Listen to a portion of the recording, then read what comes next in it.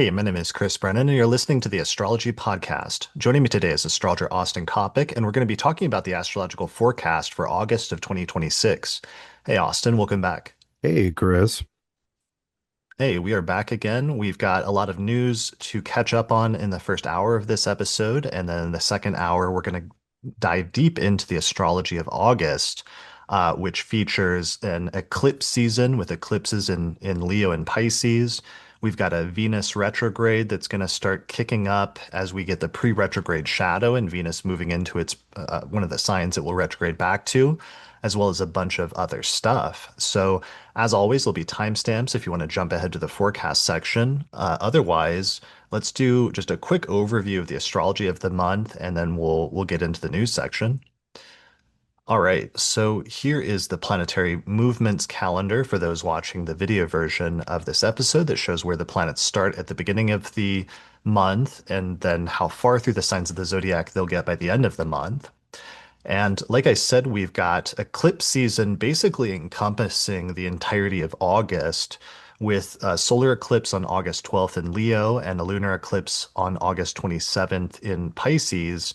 And the effective range for eclipse season begins about 7 days before the first eclipse, which brings us to August 5th, and then it ends about 7 days after the second eclipse, which will take us into the first week of September. We also, as I said, have Venus moving into the sign of Libra starting on August 6th already, which is the sign it will later retrograde back to during the course of the fall. And Venus actually enters its shadow degree on August 31st once it passes 22 degrees of Libra, since that's the degree it will retrograde back to and station direct at on November 13th. So the Venus retrograde stuff is already starting to heat up in some ways that we'll talk about later. All right. And finally, here is the planetary alignments calendar that lists all of the major alignments and aspects this month, which I'll just read off quickly. We've got Venus going into Libra on the 6th of August, as I said, Mercury entering Leo on the 9th, Mars moves into Cancer on the 11th, solar eclipse in Leo on the 12th, Mercury conjoins Jupiter on the 15th, Mars squares Neptune on the 17th, Venus opposes Saturn on the 21st. Then the sun moves into Virgo on the very next day. Mercury joins the sun and moves into Virgo on the 25th. Then there's a Sun-Mercury conjunction or cazimi on the 27th. Second eclipse of the month on the 28th with that lunar eclipse in Pisces. And then finally, at the very end of the month, we have two aspects that go exact almost simultaneously. One of them is that Jupiter exactly trines Saturn at this time, but also at the same time, we have Mars squaring Saturn, which goes exact slightly in the next day on September 1st, but effectively it's basically going exact on the final day of August at the same time as Jupiter trines Saturn. So that'll be our third major aspect that we'll be talking about this month is that building, especially Mars-Jupiter or Mars-Saturn square. All right, so those are some of the things we're going to be talking about later in this episode in the forecast section. But first, let's do some news and other things and catching up. So first things first, welcome back and checking in. Austin, you got hit kind of hard this month by the Mars-Uranus conjunction that was happening in your 12th house while you're in a 12th house perfection year, and you got sick like twice, right? Yeah, I don't know that I've ever gotten meaningfully sick twice in 1 month in my adult life. Mm. So that was cool. Yeah, I My always remark with Jupiter in the first, you will have like surprisingly good health. Like almost, I might say, from my perspective, annoyingly good health. But the uh goal. yeah, this was a rare exception for you. Yeah, it was and what was fun was so the month was bookended by weekish long sicknesses, which I'm still not entirely over, but good enough, good enough. But between those two, we had a 15,000 acre wildfire about 20 miles north. And so every time the wind shifted, we would get blanketed with smoke. So even after I got over the first sickness, I was still coughing my brains out. Yeah, that's terrible. That sounds terrible. Well, you sound way better than you did even like a day ago. I think you took some cold medicine, but I Mm. promised you I'd keep the news section briefer to like under an hour today, just to, for your sake, since you're hanging in there, powering through this. Yeah, hopefully my voice and lungs will hold up. And I promised you that I wouldn't do any productive coughing into your or the audience's ears. Okay. Yeah, you've got that mute button. You're going to use it liberally throughout the course of the episode. Um, yeah. All right. Well, thanks for powering through and joining me for this, both because it was a big month last month to cover news-wise, but also because we got a lot to talk about in the forecast with eclipse season coming. It's going to be a really big one. It's another big one. Yeah. All right. So let's get into the news. So, like I said, I'm going to try to keep this sh like not short, but shorter than usual. There were so many news things that I'm not going to be able to cover them all. So I'm going to cover some of the highlights and then save whatever I can't get into here for an episode of the Secret Astrology Podcast, which is going to be available to patrons through our page on patreon.com, where I'll do all the other news stories and interesting astrological correlations I noticed that didn't make it the cut here. But let's go ahead and jump into the first one, and a lot of the initial stories I wanted to talk about focused on the Mars-Uranus conjunction in Gemini, which went exact early in the month in July, around July 3rd and 4th, but then continued to be in effect and intense for quite a while after that, and still, as of this recording today on, what is it, July 28th, is still co-present. So we're still seeing some of the sign-based conjunction sort of stories that coincide with that. But the biggest one that coincided with it related to the war between the United States and Iran, where I didn't know that this was going to happen, but then all of a sudden the funeral for the Supreme Leader Ali Khamenei ended up happening from July 3rd through the 9th, which very closely coincided with the Mars-Uranus conjunction. And this was really striking from an astrological standpoint because Khomeini was killed, of course, earlier this year on February 28th, right on the exact Mars-Uranus square at the opening of that war. And we've noted a few times how the initial war between the US and Iran and Israel happened last year in June, the so-called 12-day war, and that also started on a Mars-Uranus square. So what ended up happening is you had those two previous squares between Mars and Uranus that coincided with those two wars starting basically, and as well as the death of the leader of Iran. And then at the conjunction, which also represents the closing of one cycle and the beginning of another, we saw this major funeral with millions of people there in Iran that were mourning the death of the leader happening months after it had occurred. So that was really striking. And then there were a lot of like images that came back and like news reports of that, of people mourning and calls for vengeance. And it also seemed like a very seed moment because we have to remember that a conjunction is always the closing of one cycle, but it's also laying the seeds for another cycle at the same time. Were you following some of that reporting, Austin? A little bit. I think you make a great point there. You can see the recognition, recognition of what happened during the cycle that is now closing, and that contemplation or feeling of what has happened turning into the motivation and plans for what will happen, right? And Yeah, that's it's the new moon dynamic, but with a different pair of planets than the sun and moon, where we close out one cycle and begin another. But in the case of Mars and Uranus, we have a much more upsetting, violent, table turning, game changing pairing than the stable sun and moon. yeah, exactly. And yeah, it's a good demonstration of how that can work out with those long-term cycles. So it also means that whatever seed moments were planted at this time, especially in July of 2026, we'll see important turning points with respect to what was initiated at the other hard aspects that Mars makes to Uranus, which will be the next one will be the waxing square or the opening square when Mars makes it there, and that's going to be tied in with that Mars retrograde next year in Virgo, right? Yeah, it's interesting because instead of one waxing square, one opposition, and one waning square for hard aspects.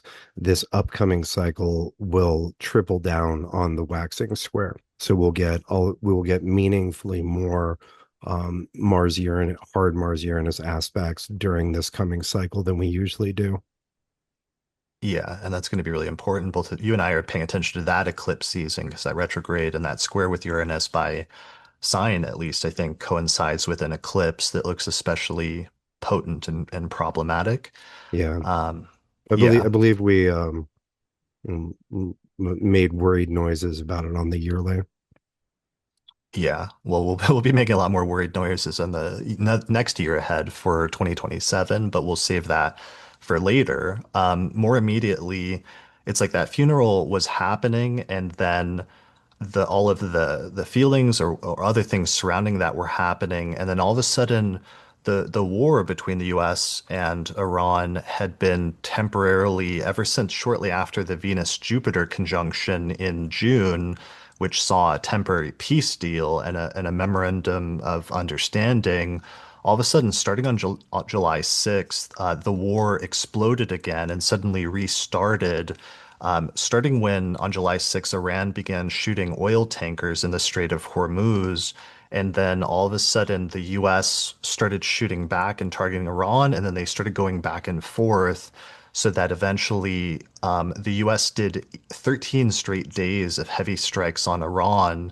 The Strait of Hormuz was closed. There was a threat, or possibly, I guess, an accomplishment of potentially partially closing the other strait by the Houthis so that all of the issues with oil are coming back very strongly. Basically, the war re-exploded again to a level of violence that we hadn't seen since April during the course of July. And I was just writing down headlines all month, which I'm not going to completely summarize here because it would be too many. But one of I mean, that in of itself, were you following all of that? I know you're like sick and dying basically during all of this, but were you seeing just the Yeah. explosion that took place after July 6th?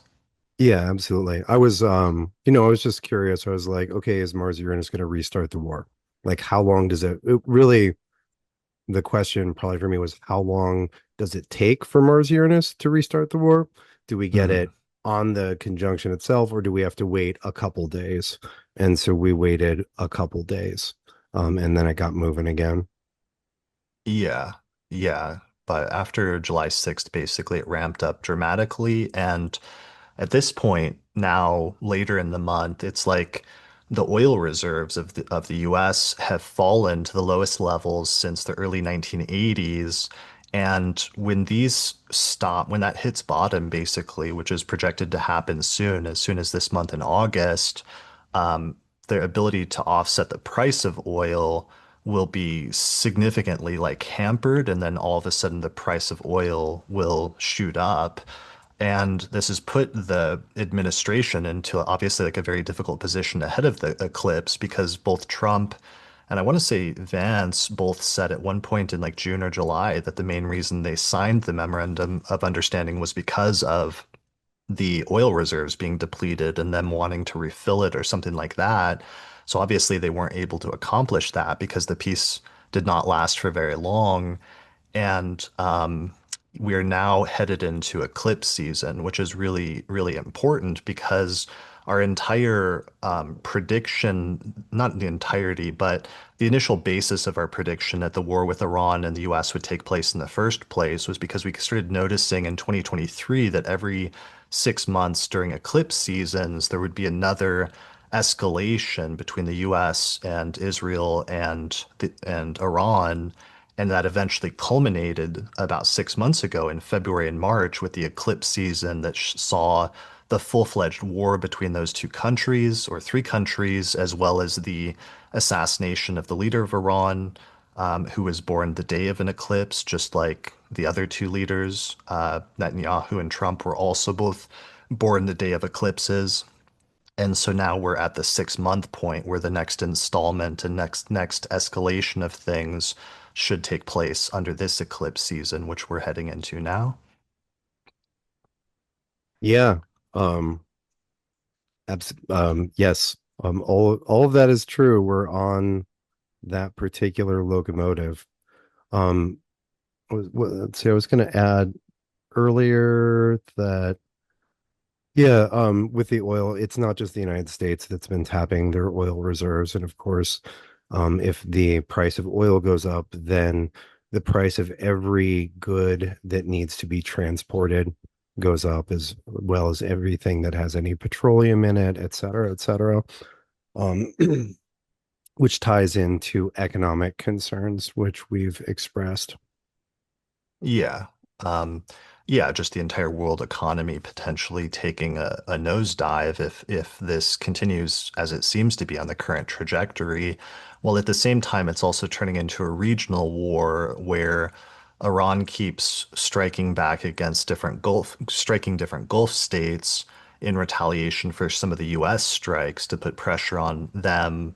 And then at the same time, we also see just recently this week, like Ukraine shot down or sunk like a boat, an Yeah, Iranian. Iranian cargo ships that were suspected of carrying drones to Russia. Yeah, so all of a sudden now we have like a crossover threatening to happen between what we usually conceptualize as like two different wars of the past few years, which is the Ukraine-Russia war and now the US-Iran-Israel war. But now all of a sudden we're seeing crossover there in a way that's making everything sort of like spiral into a much larger confrontation in different ways, or much larger war. Yeah, and that's I mean that's the concern. That's how you get what get dubbed in retrospect world wars, right? Is when regional conflicts coagulate into larger multi-regional conflicts with teams of players. Right. Yeah. And that's one of the things that we'll pay attention to in retrospect is this was the first of four Mars-Uranus conjunctions in Gemini. And so there were many different seed moments that took place over the course of the past month and probably will still continue to until Mars departs from Gemini in early August that we'll look back on as being the foundation for larger subsequent conflicts to come. Yeah, and so those Mars Uranus conjunctions or those cycles last about just a little bit more than 2 years, and so we're still in, if this was a lunar cycle, we're in the first day of the lunar cycle, right? We've maybe done one day, and we have 29 to go, and that'll be in Mars Uranus time. That's going to be 2 years. So this is all seed moments for the cycle. This is just getting moving. Yeah, definitely. So, in terms of other Mars-Uranus seed moments, I noticed like three different, at least distinct stories. There were several where nuclear discussions of either nuclear weapons or nuclear energy were coming up this month. Two of them were very near the conjunction. The first was on July 5th, just a day after the exact conjunction. China test launched a long range submarine based ballistic missile in the South Pacific, and it carried a dummy warhead, but it actually marked the first time that China has fired such a weapon into international open waters. And it sort of confirmed their second strike capability and the expansion of its nuclear deterrence beyond just like their land-based silos that had already been demonstrated. So that caught my eye because specifically it came up in the news as a first, that it was like the first time China had launched what like a nuclear capable missile from a submarine basically into the Pacific. So that's not great news in terms of like seed moments. Similarly, there was a discussion, a news story on July 9th that came out about a warning that China made to Russia about nuclear weapons, where Zelensky, speaking at a NATO summit, stated, I guess based on intelligence sources, that Beijing had delivered its strongest message to Moscow regarding its recent nuclear rhetoric, and basically saying that China had issued a red line to Russia, demanding that Russia stop making nuclear threats and that it rule out the use of nuclear weapons in the ongoing war with Ukraine. So While this wasn't a like event in terms of a specific thing, again, if we're looking for like symbolic seed moments, having this big story right on a Mars-Uranus conjunction, which previously the only time nuclear weapons have been deployed in war took place on a Mars-Uranus conjunction in Gemini in 1945, seeing stories like this come up again, when we think about them as seed moments is not like super reassuring. No, and it's a concern we expressed, I don't know, started expressing years ago about this period. And Hmm. it's that nukes are going to try to sneak back onto the table, right? And obviously, along the way, there's discussion of like, hey, let's keep these off the table, but things keep moving them closer to the table. And the fact that it needs to be the fact that it needs to be publicly stated, like, hey, stop trying to sneak nukes onto the game board, is a testament to the fact that they are moving towards the game board. Right. Absolutely. And then finally, the last one that maybe end up being significant, but on July 22nd, there was a news story where the Trump administration signed a multi-billion dollar civil nuclear cooperation framework with Saudi Arabia. And this allowed for the US to export American nuclear technology and reactors um, to Saudi Arabia, basically, in order to boost the nuclear industry there and supposedly to strengthen strategic ties. But again, like nuclear non-proliferation groups sort of like raised concerns over it, as well as the precedent it sets, as well as the potential for other long-term problematic things that could come from that. So that was another news story that I was tracking for those reasons. Yeah, yeah. And you could sum a lot of this up as tracking the nuclear proliferation trend, which has Yeah, been on the exactly. rise and seems to be increasing. Well, and also just it was the realization I made like a year or two ago that the Uranus and Gemini period in the 1940s wasn't just the birth of atomic weapons, but it was really the birth of the atomic age, including nuclear power, and seeing a return to nuclear power becoming popular again recently, especially due to data centers and things like that, is something that will probably continue to be a major part of this Uranus and Gemini period. Yeah, I would expect it to be a consistent theme. Yeah. All right. So moving on to other things, there were three instances where people who were born with Mars-Uranus conjunctions came up in the news during the course and very close to the current Mars-Uranus conjunction, which then were examples of what I call a recurrence transit, where if you're born with a Mars-Uranus conjunction, then sometimes some of the most important events in your life will happen when Mars and Uranus again conjoin in the sky. And one of them that happened was on July 11th, shortly after the Mars-Uranus conjunction. A very prominent senator, U.S. Senator Lindsey Graham, died suddenly at the age of 71 from an aortic dissection right after he got back from a trip to Ukraine. And this was shocking and striking from an astrological standpoint, just because he was born with like a very close Mars-Uranus conjunction. I believe it was in Cancer, I want to say. And then he died just like days after a Mars-Uranus conjunction, quite suddenly. And worth noting also that it was a sudden death, as Mars Uranus does not denote slow, gently accumulating issues. If there is some gentle accumulation or movement, it climaxes in a sudden, seemingly out of nowhere moment of rapid, often stunning action. Right. Yeah. Yeah. So that was the first one. The second one was on July 10th, shortly after the conjunction, progressive candidate Graham Plattner abruptly withdrew his campaign for the U.S. Senate in Maine, following a sexual assault allegation, and then his like late sort of 11th hour dropping out of the race left Democrats scrambling to find a replacement candidate, basically in time for the ballot deadline. And this is another striking one because a listener pointed out, actually, a few listeners pointed out to me that he was born on a Mars-Uranus conjunction, and the sudden dramatic sort of fall at that time, very late in that campaign in Maine, was very surprising and very shocking. right out of nowhere.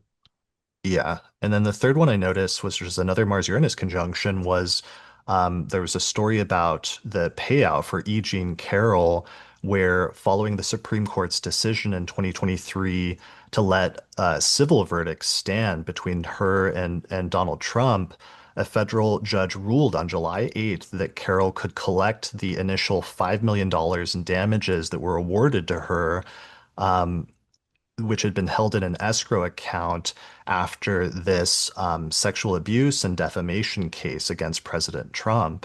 And all of a sudden, she got the money finally this month, the 5 million or 5.8 million. It had grown to with interest, and she was born on a Mars-Uranus conjunction. It's nice that there's a positive version of that, of the Yeah, Mars Uranus return. yeah. I mean, to some extent, although it was based on a very negative thing. Right, right. You still Yeah, have the shock and damage that Mars and Uranus bring, but you have some recompense for that at least. yeah. Well, and in two of those cases, it's interesting that it was like Mars and the negative side of Mars being tied in with matters related to sex or sexual assault or sexual scandals or other things like that, which there was like a whole debate about in the community this month that we don't have to get into, but at least in those two cases, there were some challenging things obviously that came up there.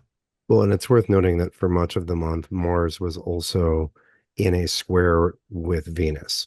And so it ties in the Mars Venus sex scandal theme, which we've seen a bajillion times, especially with conjunctions, but the squares and oppositions between Mars and Venus very often bring sexual scandals and which of course are based on episodes of sexual misbehavior or assault. Yeah, that's a great point. Because yeah, Mars or Venus just ingressed into Libra right before uh, both of those two stories happened. Like Virgo. Plattner was on the 10th. Yeah, Venus went into Virgo and began the sign-based square with Mars overcoming it. Okay, I almost forgot to mention there were three countries that were born on Mars-Uranus conjunctions that we were paying attention to for this as a potential recurrence transit from late June to July when Mars and Uranus again conjoined in the sky. And all three of them had stuff that happened. So one of them that was born on a Mars-Uranus conjunction around 1810-ish was Venezuela. And on June 24th, right as the Mars-Uranus was like coming into alignment and applying, there were two major earthquakes that struck Venezuela, leaving over 5,000 people dead and more thousands more injured by this time in late July. And that's still like an ongoing situation, and the ramifications of that are still ongoing. So that was one of the major ones. The other major one that we were paying attention to was Lebanon, which Lisa had pointed out was also born on a Mars-Uranus conjunction in terms of the current government in the 20th century. And on June 26th, the US, Israel, and Lebanon signed framework of agreement following some sort of mediated negotiations. And while we'll still see like how well that holds up and everything else, that was a notable turning point that happened again right as the Mars-Uranus conjunction was coming into alignment. And then finally, the third country we were paying attention to was Cuba, and Cuba at this time is basically facing a severe economic collapse that has extreme food shortages and energy shortages and constant daily blackouts, of which there were some really major ones across the entire island this month. And this was also starting to cause and lead to some protests that started to break out in Cuba this month. And, it's hard watching the US media because I don't know. It's hard for me to like judge from here, like what's genuine and what's not, or what's propaganda. But nonetheless, one of the things that did happen is Marco Rubio, the U.S. Secretary of State, announced a new legislative push imposing even stricter targeted sanctions on Cuban officials and also providing uncensored satellite internet access directly to demonstrators. And it became pretty clear this month if basically like if not for the Iran war, the US would probably already be in Cuba, but that situation and the attempts to put pressure on the Cuban government and potentially to overthrow it is still essentially ongoing and is a slow motion thing that we're seeing happen over the course of this year.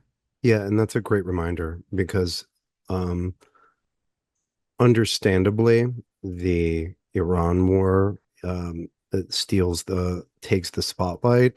But the Russo-Ukrainian war is still ongoing, and there are a number of other conflicts that are very near exploding or are beginning to get hot.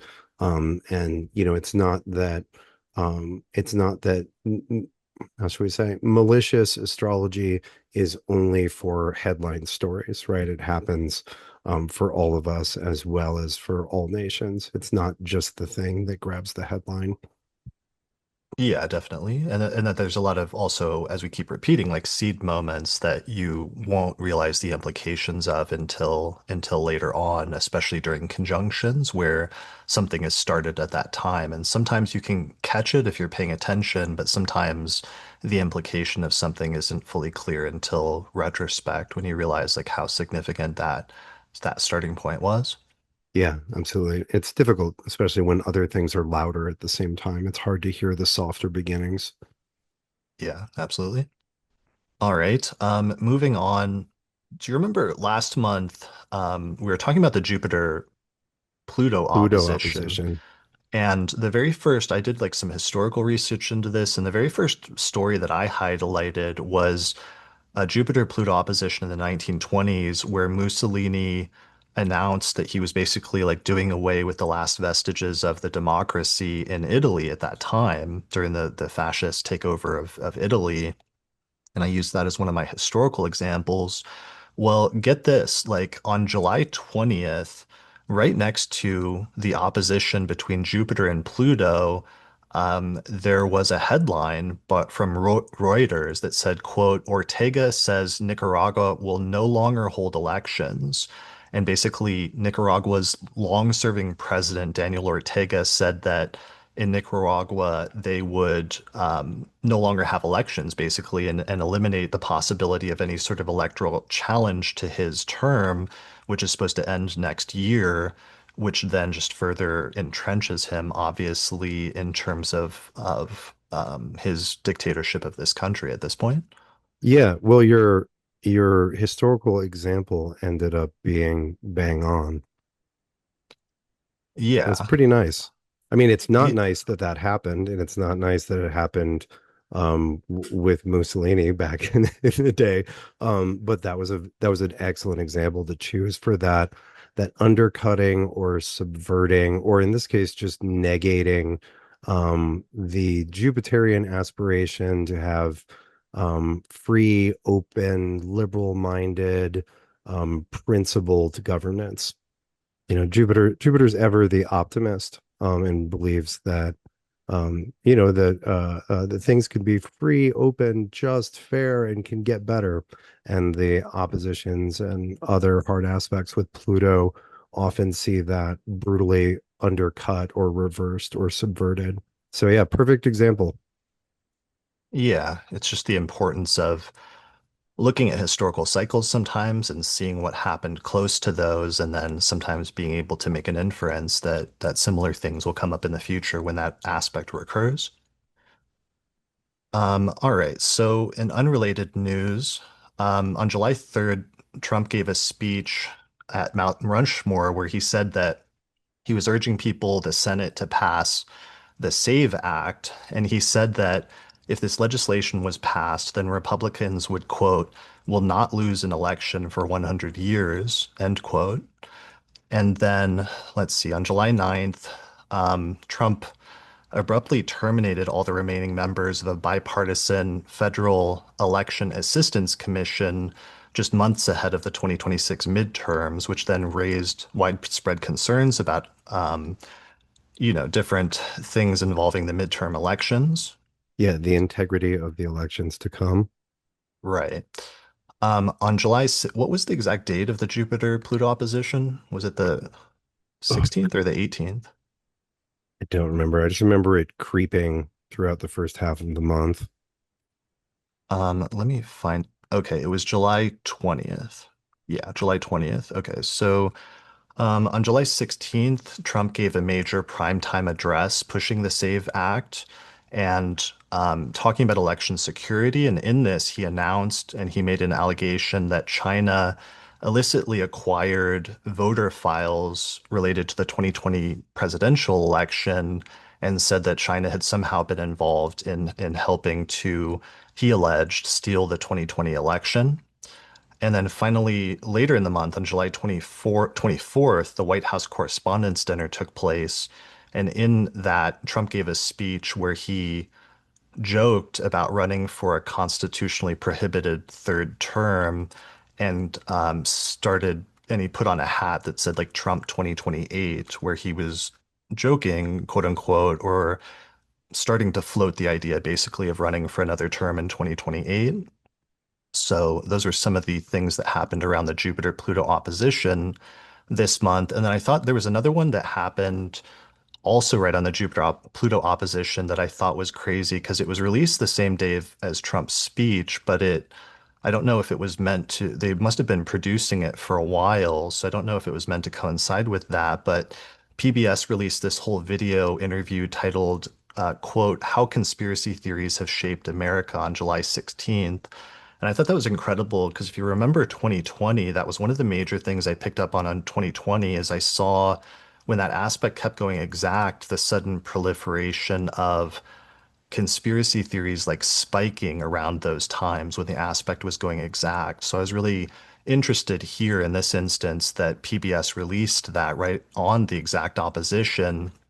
And um, this is the description because it was actually really interesting. It said, quote, from the American Revolution to today, conspiracy theories have been part of the American story in ways that may surprise us.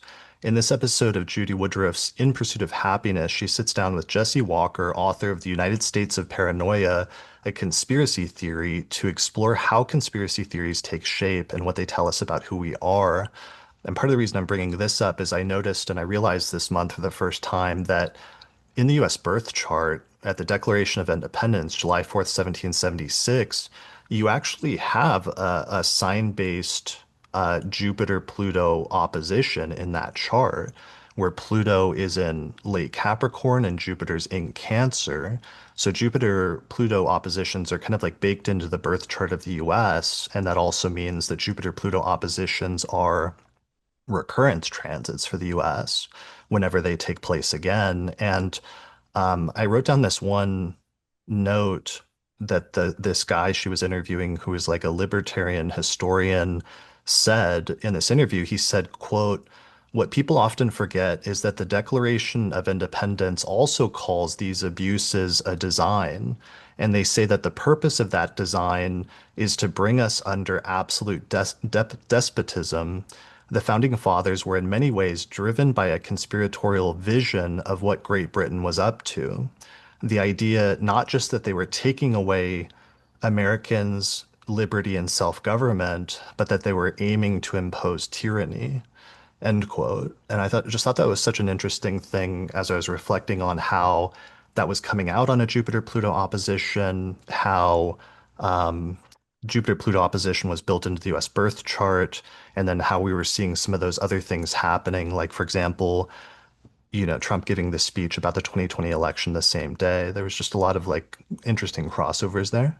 Yeah, a lot of Jupiter Pluto hits. It's also worth noting that in the declaration chart, we have an extremely tight opposition between Pluto and Mercury, right? And Mercury Pluto is something that is a pairing that we also see with big disclosures, as well as in individuals as we say, going deep and potentially getting lost down research rabbit holes or going in pursuit of the truth and maybe finding it and also maybe um, I don't know, maybe merely encountering madness, but the Mercury Pluto in the declaration chart is very complementary to the Jupiter Pluto.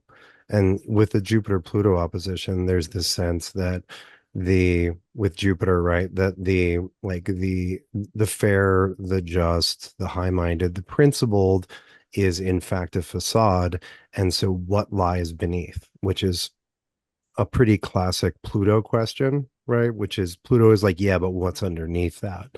What's buried there? What underground complexes? And to the degree that power is opaque, it leaves people wondering that. And the United States being and having been a place of great power for the last couple hundred years, has always had some big things happening behind opaque screens. And so all of that, yeah, all of that makes sense that it's very much part of the United States DNA, astro DNA, as it were, that it's there in the declaration. Yeah, because I mean, Jupiter is this search for truth, and it is what is true. And Pluto, when you combine that with Pluto, Pluto likes to dive deep and get to the bottom of things. And sometimes that search can be, or like also with Mercury, Pluto, as you and I have talked about many times over the years, is like the investigative reporter, or the porter, the person who's like digging deep to get to the bottom of a story. And sometimes that can be the uncovering of things that were hidden, or a disclosure of things that people in power wanted to hide. But in other instances, sometimes the people that dig down at those levels, you hit another level where something is seemingly disclosed, but then it turns out that that itself is just another level of control, of like attempting to let you in on a secret that's supposed to be like what's really happening, but it turns out that the people in power are really just manipulating the truth there in order to get people to believe or to go in a certain direction with things. And that's one of the tricky things sometimes, is you never know what's a real conspiracy theory versus what's a made up like attempt to manipulate people, basically. Yeah, or a often you see like symbolically accurate projections into the empty space where knowledge is not, but where you want to know. And so you get like lizard people, for example, right? Lizard people, when interpreted as a dream, makes a lot of sense. Interpreted literally, it makes considerably less sense. But yeah, that's what, like, when there's a big blank space that you want, that a person desires or even needs, feels that they need knowledge of. It's very difficult to put together facts, especially ones that are intentionally concealed. And those sort of very often like dream shaped projections um, come to fill those spaces. And dream shaped projections also tend to have a story structure, which makes them appealing. Right. And a lot Or of times you get nightmare facts. shaped projections. Yeah. Um, yeah. But anyway, and a lot of times you get a mixture of those, like, those phantasmagoric nightmare stuff with actual facts, right? And sometimes, every now and again, it ends up that the two are one and the same, such as with the Epstein materials that were released. But and then, in other cases, such as literal lizard people, we can comfortably confine those to the dreaming rather than the waking. But that's what happens when you have that void that Pluto brings up, where you would like truth, like the mind, like nature, abhors a vacuum and tends to fill it with stories and images and ideas, and those mix with facts or maybe facts. Right. Yeah, definitely. Well, and also just to tie it back into like the planetary cycles of conjunctions and then subsequent hard aspects, like we were talking about with Mars-Uranus, it's like Trump's thing about the 2020 election started on the Jupiter-Pluto conjunction in November of 2020. That was a Mm, Jupiter-Pluto conjunction, and he first made the allegations that the election was stolen. And now we see at the Jupiter-Pluto opposition halfway through that cycle that Mm. started in 2020. It's like he gives within a day or within few days of the Jupiter-Pluto opposition going exact, he gives a primetime speech, like alleging that, again, reiterating basically that idea that the election was stolen. So even on a very simple, basic level, you can again just see seed moment versus later full-fledged Yeah. development at a subsequent aspect. Yeah, that's a nice concrete point. Yeah. All right. That's actually all I got for news stories, at least in terms of ones that will make the cut in order to keep this short. I might just mention briefly, I did a big episode on the US birth chart this month. I recorded actually like three really major episodes in July, but the electional charts were so crummy and these episodes felt so important that I wanted to hold off on releasing them until I had a better electional charts in August.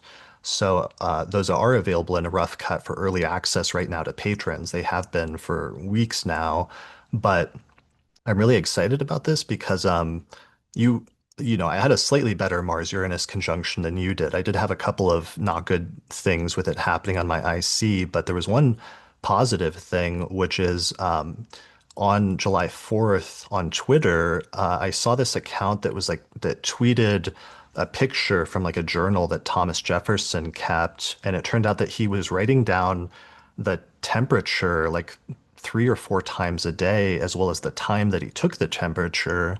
And I had never seen that before, and I'd never seen any astrologer factor that into things before.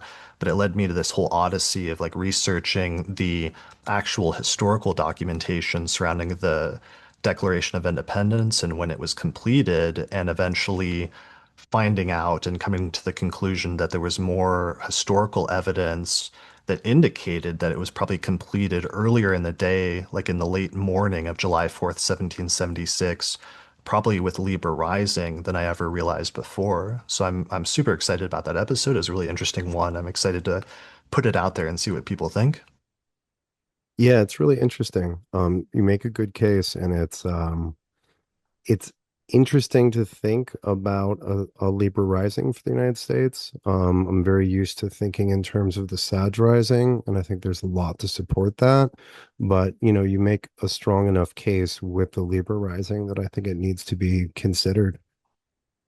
Yeah, well, one of the things I didn't know that was a new discovery for me, even though I guess other people knew it, was that apparently like the Sibley chart was never meant to be a timed chart for Philadelphia, but instead it was like an ingress chart using a mixture of like the rising sign from the Cancer ingress that happened prior to the Declaration of Independence set for like London.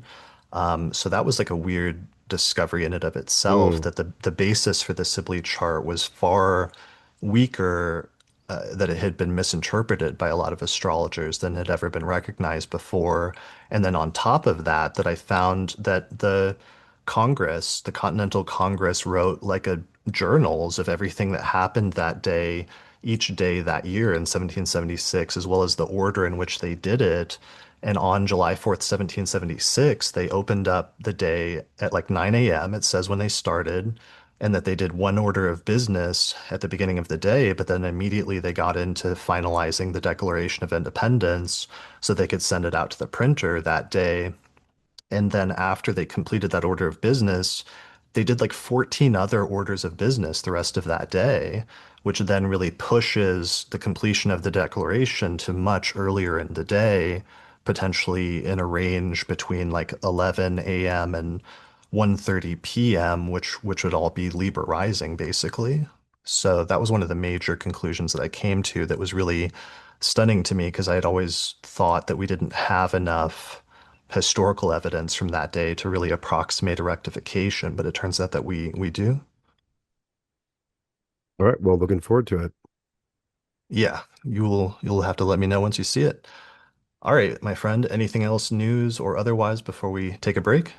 No, all I have is a litany of complaints about July. Yeah, and 12th house stuff. All right. Well, let's Actually, I have take a one anecdote that is complainy, but I think is interesting, astrologically.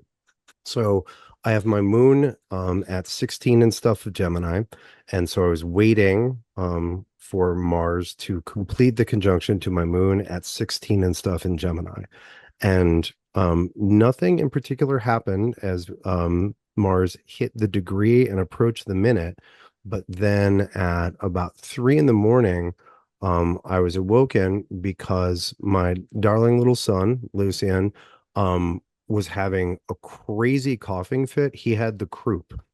He was fine when he went to bed, but for those of you who've had a toddler with the croup, it is like a terrible death rattle, extremely concerning cough. Some children have a really hard time breathing and may turn blue. He didn't turn blue, but we did. We didn't know that the croup was like that, where there was an extremely sudden onset where the symptoms went from negligible or non-existent to seemingly life-threatening.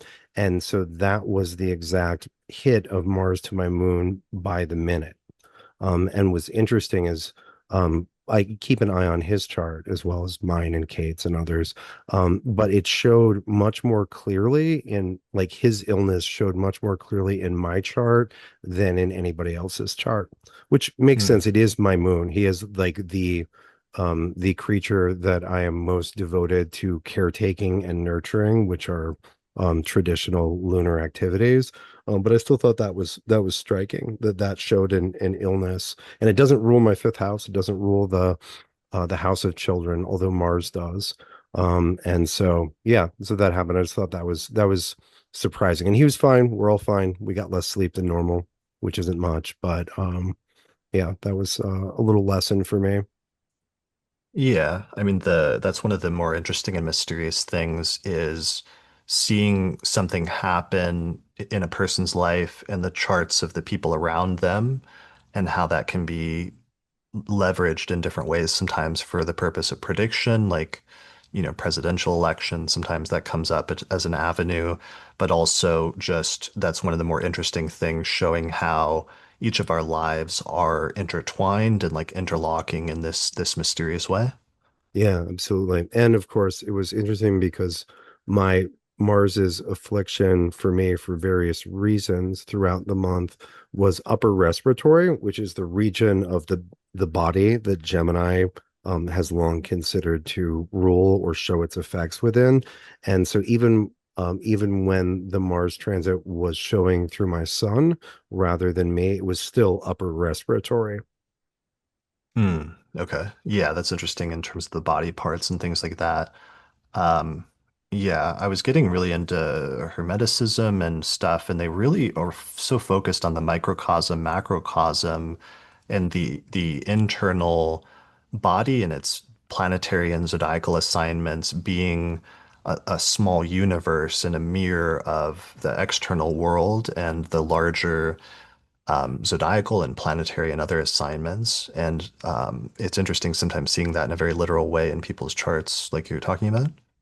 Yeah, it has a lot of implications, one of which is that Mars and Gemini hates your lungs.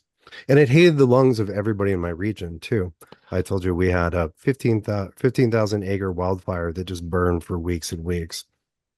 Yeah, well, I was gonna say, I mean, one of my observations about the Mars-Uranus on the this year in Gemini, the 250th anniversary of the US, is that it's like there were fires like all over the country due to this crazy heat wave, but then also internally there were like hundreds or maybe thousands of people getting sick by this virus on produce that was causing like explosive diarrhea and like gross Right. stuff like that. And I was just like, how fitting of like an internal omen or symbolism about the state of the country right now, that on the anniversary, like there's all these people getting sick due to a virus that has to do with cuts to government programs that would otherwise have filtered out stuff like that, that's now making the populace sick. Oh, that's interesting. Yeah, I did pull the lettuce off a club sandwich during that period.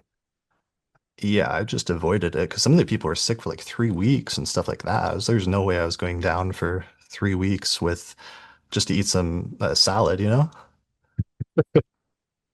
Yeah, Yeah. it was All always right, a bad idea. yeah, you're anti-salad to begin with. I'm not, but I think it's fun to be anti-salad. Okay. Well, team anti-salad. All right, my friend. I did a good job in keeping the news section You really short. did. You, my friend, though, are extending it, so I'm going to cut it off I'm right done. now. Okay. Just want to talk Let's about the take. croup. All right. Let's take a break.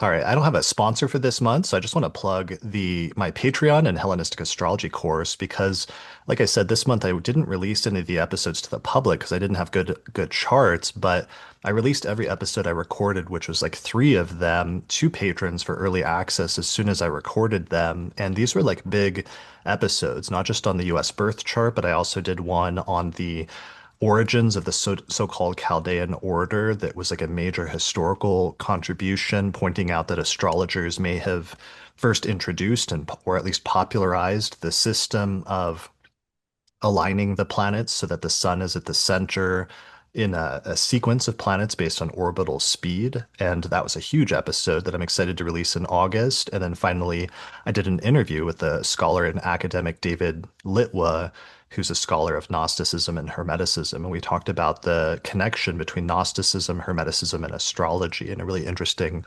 episode. So people can check that out as well as other bonus content. I did a little short 10-minute video just for patrons this month by going to my page at patreon.com/astrology podcast.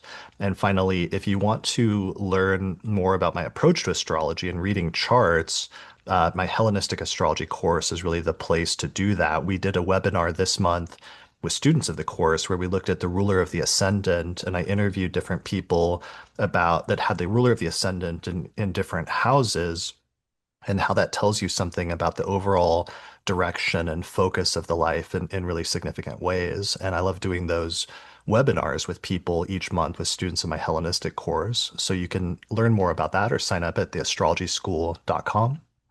Austin, what do you got going on? Well, I'm opening enrollment in year one of my Fundamentals of Astrology program on August 7th. It's a limited enrollment, and you'll, if you're interested, sign up for my mailing list, which you can find at my website, austincoppock.com. The enrollment email will go out on the 7th.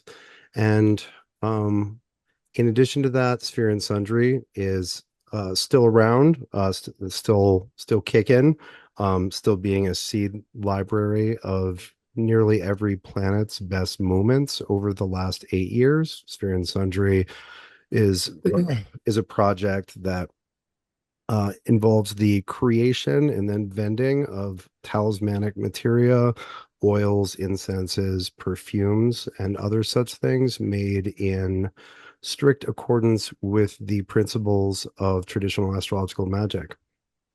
Brilliant. And And that's what's the website? sphereandsundry.com.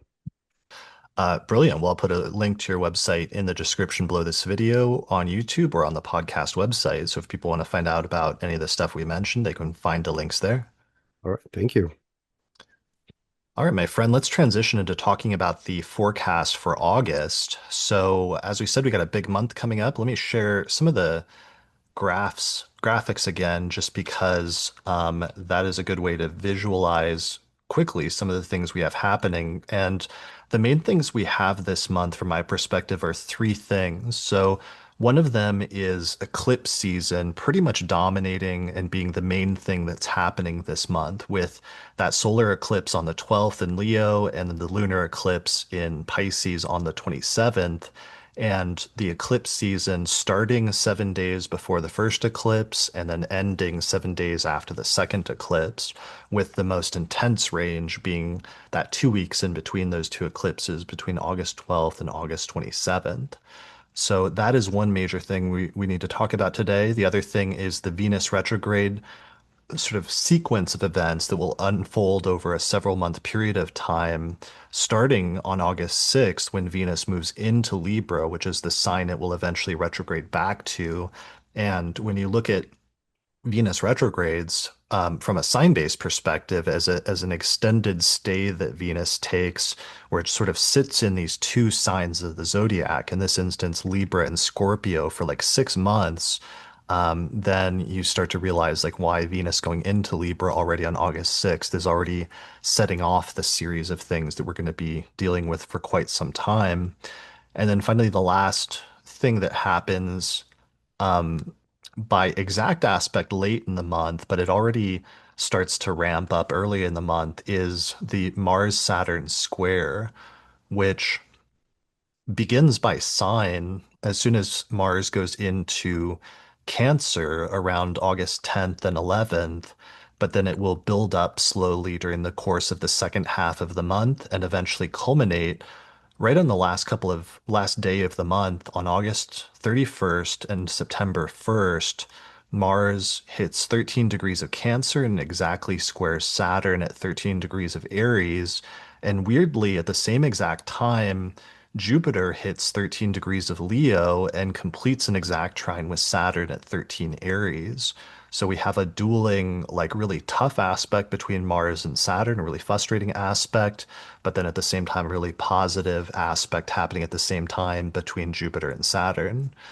So those are my three main aspects this month, although in between there'll be other interesting ones, of course, like a Venus-Jupiter sextile is probably our most positive aspect of the month, as well as other things. Yeah, those are the three big ones. Okay, I want to give, because I want to make sure I get some main keywords in for the main aspects of the month, Okay, if so you that's want to do okay. big themes. We can do that. Yeah, I just want to make sure we check off some of the major keywords because if we don't, even though it's like repeating keywords that we've said at other times when these aspects happen, then that thing will happen and people will be like, why didn't you say that? So one of the things I want to do is I just want to reiterate some eclipse keywords because these are going to be our dominant themes this month. Like I said, with the full eclipse season, pretty much from the beginning of August until the end of August, although certainly peaking in close proximity around those days when the eclipses go exact. So the keywords that we've developed and that I've developed about eclipses in the past few years is they always signify major beginnings and major endings when it comes to our personal lives as well as world events. We often see the fall of prominent figures at this time, as well as the rise of previously obscure people who suddenly are thrust into the limelight. We often see the death of notable celebrities happening during these times, which is sometimes like a notable people in entertainment, for example, is common. Like, I don't know, Matthew Perry under that eclipse a few years ago.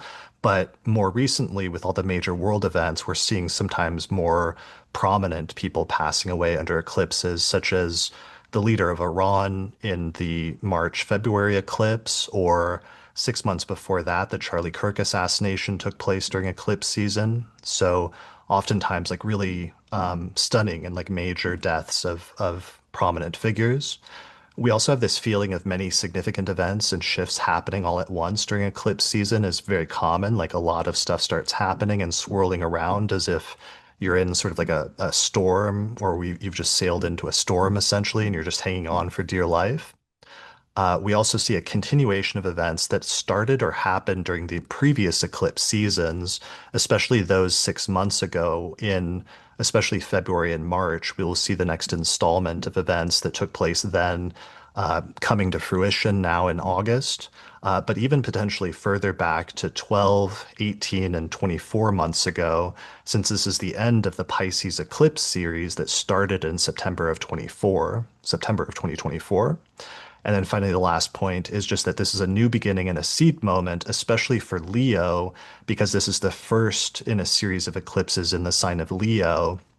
And so for some people, there may be something that seems small that will begin at this time that you won't recognize until later, how momentous that new beginning was until you look at it in retrospect. And this is even more so for each of us personally in the Leo sector of our chart, since this is the start of that new series, which will go from this year all the way until August of next year of 2027 will be the final eclipse in Leo. So those are some of the overview things I wanted to make sure we checked off.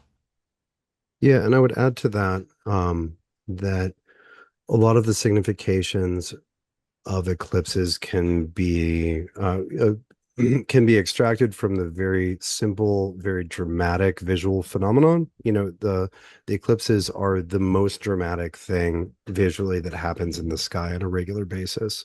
You either have the moon on the night where it's supposed to be brightest, disappearing or reddening or being obscured significantly, or you have the sun disappearing or dimming significantly in the middle of the day. And so this contrast between light and darkness and that happening very quickly is a very important thing to keep in mind. And so you have things and people coming out of nowhere, right? From I've never heard of them, can't see them, never seen them before, to suddenly they're everywhere. And then you also have the opposite, where that which was very luminous, bright, uh, dominating the vision, easy to see, somebody who was everywhere, just completely disappearing, right? And um, as Chris, as you said, you have like wrenching change almost of the quality of Uranus, where changes during changes brought about by eclipses often happen so quickly that there's not time to adapt to them while they're happening. They're not slow processes. Um, and I've often used the imagery of a roller coaster, where you're up and you're down and you feel the G forces. And what's nice about the Dragon coaster is that it actually is it is actually the it actually tracks or maps to the movement of the moon above and below the ecliptic, which is what the nodes are showing us. And then finally, in that the nodes, excuse me, in that the nodes and therefore the eclipses are about the phenomenon of light being eclipsed, they often very often bring situations where important things are obscured. You can't see something that you should normally be able to see, and therefore they very often provoke states of confusion, because when you can't see what's going on in front of you, or if you can't see something that's usually easy to perceive, it's confusing, and you may end up further confusing yourself in that void. And in general, sneaky or invisible factors playing a bigger role than normal. Again, that light and darkness play, which the eclipses do literally and visually, gives rise to a lot of these things. Nice. Yeah, I like that roller coaster analogy that you use. I've been using you're on a ship, sailing into a storm, especially in an electional context, like when you have to do something during an eclipse month. Like you can do it and you can pull it off sometimes, but you have to be prepared that there's going to be this storm around you that's going to attempt to blow you off course. And sometimes you'll be able to maintain and stay the course and accomplish what you need to accomplish. And sometimes, especially people born on eclipses, tend to do really notable or momentous things during eclipse seasons. But there's going to be so much swirling around at the same time that you'll be tempted potentially, and in some instances, successfully blown off course from hitting your intended destination during those times. Mm-hmm. Well, and it's nice Um, because a storm also obscures. It's much harder to keep your bearings. Like you can't see, you don't have your normal field of vision, and so you might make bad decisions without realizing it. yeah, yeah, and sometimes you just gotta lash yourself to the boat and just like try to get through it.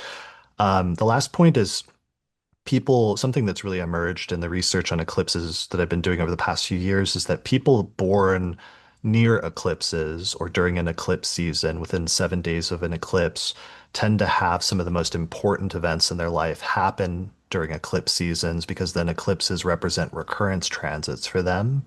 And sometimes can be really challenging things, and other times they can be really important things, like some of the most important things of their life. But that's also one of the reasons why we sometimes see prominent people either rising into prominence or falling down during eclipse seasons because they then act as a pivot point and a recurrence transit for those natives. Yeah, absolutely. In a class I taught a long time ago on eclipse returns and transits, one of the principal things that I had everybody do, in addition to just look at their returns and oppositions, was how eclipsy is this chart, right? How tied into the eclipses is a given chart. Mm. Because if Yeah, you're absolutely. very eclipsy, then they always matter. And some charts just aren't as nodal. And I would add that in addition to being born on right before, right after, between eclipses. I'm born between eclipses. Are you heading into eclipses, Chris, or are you between? Yeah, both of us are Eclipse people. I think I'm heading in, I believe. Y- Yeah, if I remember correctly, you're heading in and I'm between the two. But also people who have lots of planets on one or both nodes, which are the eclipse points, will also respond more. Hmm. Yeah, that makes sense. Okay, so that's one major thing is eclipse season happening. And the other major overview thing I want to make sure to mention some keywords for is the Venus retrograde that we're heading into because this is another thing that especially for people where this is a recurrence transit, we're going to see overlapping activations of important natal signatures, which for some people will indicate a extremely important turning point or pivot point in a person's life, which can be positive or can be challenging depending on how it's situated and how that cycle has gone for you in the past. But with Venus retrogrades, our keywords are always, especially people and situations from the past coming back into the present, revisiting past glories, or in the last Venus retrograde cycle, one of my favorite keywords was reheating your nachos, which was from like Lady Gaga, like going back to her roots and kind of like revisiting a style from when she first got popular and being somewhat successful in doing that. Like people viewed that positively at the time. Sometimes there can be relationship matters that go awry or issues that come up during this time. For people with night charts, oftentimes it's a period of positive development in the relevant houses, especially the two whole sign houses that Venus will be spending about 6 months in. So paying attention to some good developments in that area of the life. It's usually not just a singular event, but oftentimes there's the unfolding of a sequence of events that takes place over an extended period of time, especially over a 6 month period that will begin in August. If you pay close enough attention, even though some of the most pivotal or intense events may be just the 40-day period when Venus is actually retrograde in October and November. And the last two things are important issues related to women and to femmes in general often come up during Venus retrogrades. And finally, one of the things I found during the last Venus retrograde that was really exciting was there's often an overlap where Venus, when it retrogrades between two signs, will connect the topics of those two whole sign houses in your chart. So paying attention to overlaps and ways in which those two areas of your life that are usually separate can suddenly come into contact with each other will be extremely important starting in August. And the final thing is just this will be a repetition of Venus retrogrades that happen in Scorpio and Libra every 8 years. So both people should think back to what happened during those previous 8 year periods and the potential for revisiting some of those topics now in your life. Or if you're actually born during a Venus retrograde in Scorpio or Libra in the past, then this could be an even more important turning point for you as it acts as a recurrence transit. And those past Venus retrograde in Scorpio years are 2018, 2010, 2002, 1994, 1986, 1978, 1970, 1962, 1954, 1946, and so on and so forth, all the way back to the early 20th century. So those are some of the Venus retrograde things to get to frame people and get people ready to start paying attention to this. Obviously, we don't want to like jump the gun because the most intense part of this is going to be October, November. But from what I saw from the last Venus retrograde in Aries and Pisces, as soon as it makes that ingress, some of those circumstances really start to percolate in people's lives. Yeah, I think that if you pay attention, you may see certain Venusian areas, certain relationships, certain things connected to the sectors of your life where which Venus is responsible for, beginning to develop complications. Some like there, you very often you can see things kind of getting denser and more complicated and slowing down in anticipation of having to spend a lot of time on one or one or two things in order to untangle them in order to right a relationship, in order to in order to be able to make a decision based on what you really want rather than what you think you want or have just gotten into the habit of thinking that you want. But it's that slowing down because it's getting harder to make simple progress and clear decisions in the area that's usually the indicator that that's the space where you're going to have to slow down and do three circles around it with Venus.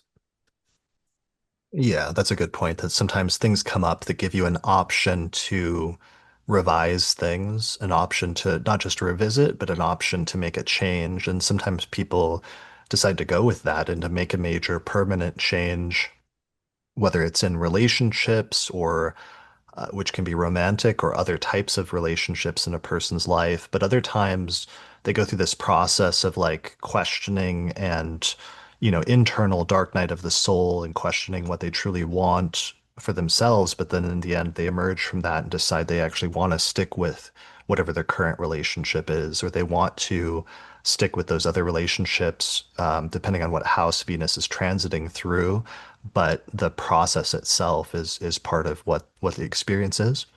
Yeah, and that questioning is important. In addition to in addition to paying attention to what looks like it's getting knottier or tangled or harder to make progress in, growing uncertainty or ambivalence about a relationship to a person or your passion for your work or one of the other Venusian things is another good indicator as to what the Venus retrograde is going to be about. Hmm. Yeah.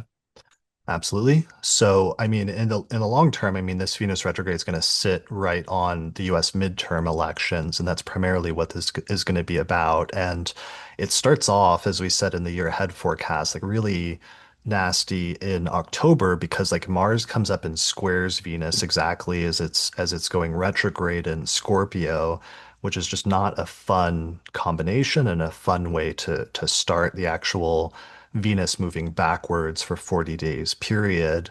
And I was trying to do some research about like what that meant historically, and I'll save most of that for a full episode, but in the midterms, I think everyone knows, but typically it's like there's a presidential penalty where there's a shift in the Congress, like after the president's first term, and a shift from the opposition, often gaining more seats, typically during these Venus retrogrades.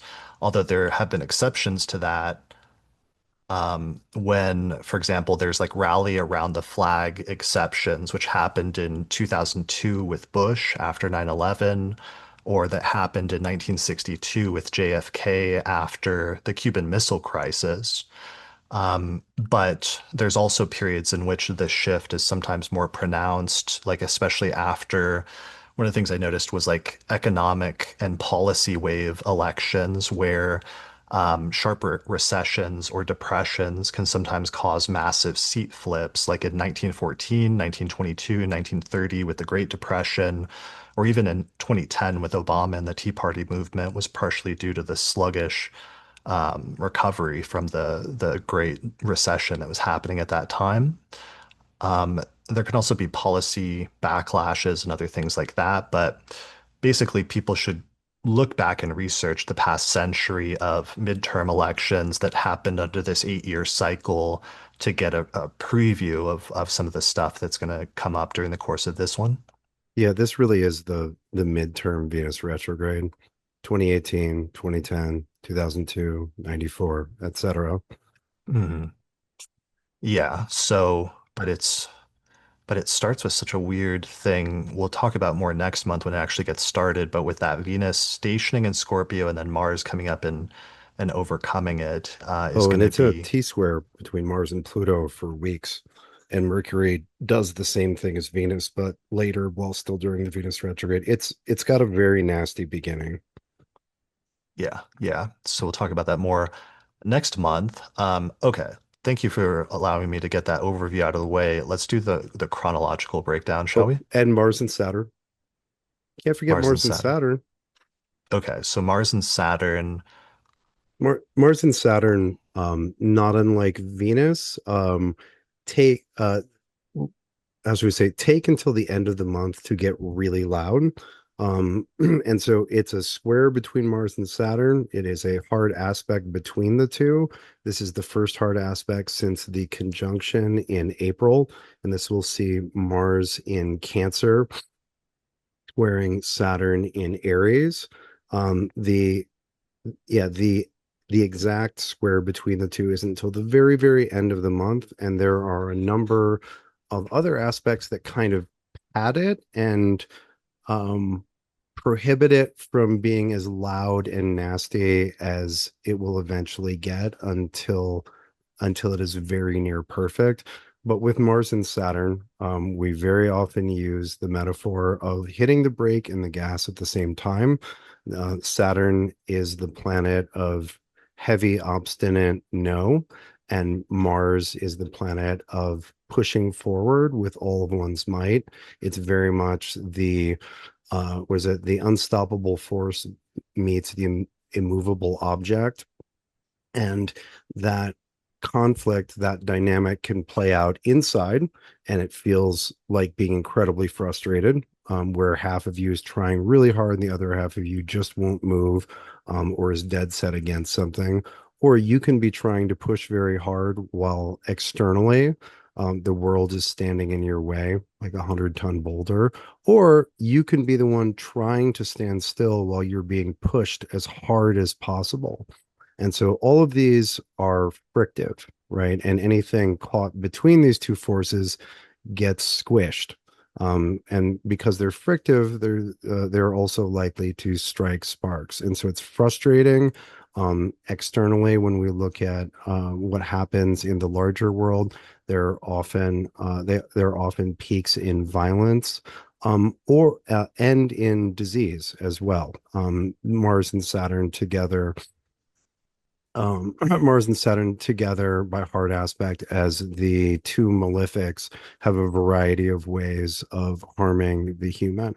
So that to have that aspect continuously growing from the 11th when Mars enters Cancer until their perfect square at the very end of the month while we're doing eclipses is a pretty nasty addition to what is already, I think, a very challenging month.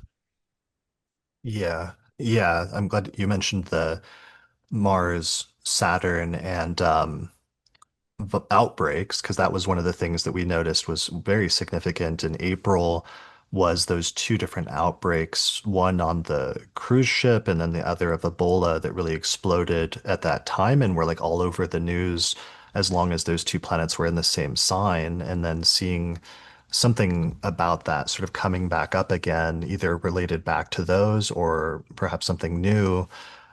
So I'm glad you mentioned that. But then the other thing was that Mars is the planet that excites other planets into motion, whereas Saturn is the planet that holds them back and slows and makes things stop in their tracks. And in this, when we saw those two planets come together in April, that was like in March and April, that was like the Strait of Hormuz coming to a stop. And all of a sudden, the oil crisis starting at that time that was threatening to literally like slow everything down and slow all naval traffic down at that time in the strait, as well as just like the gasoline and the oil around the world, which is like one of the things that makes everything go.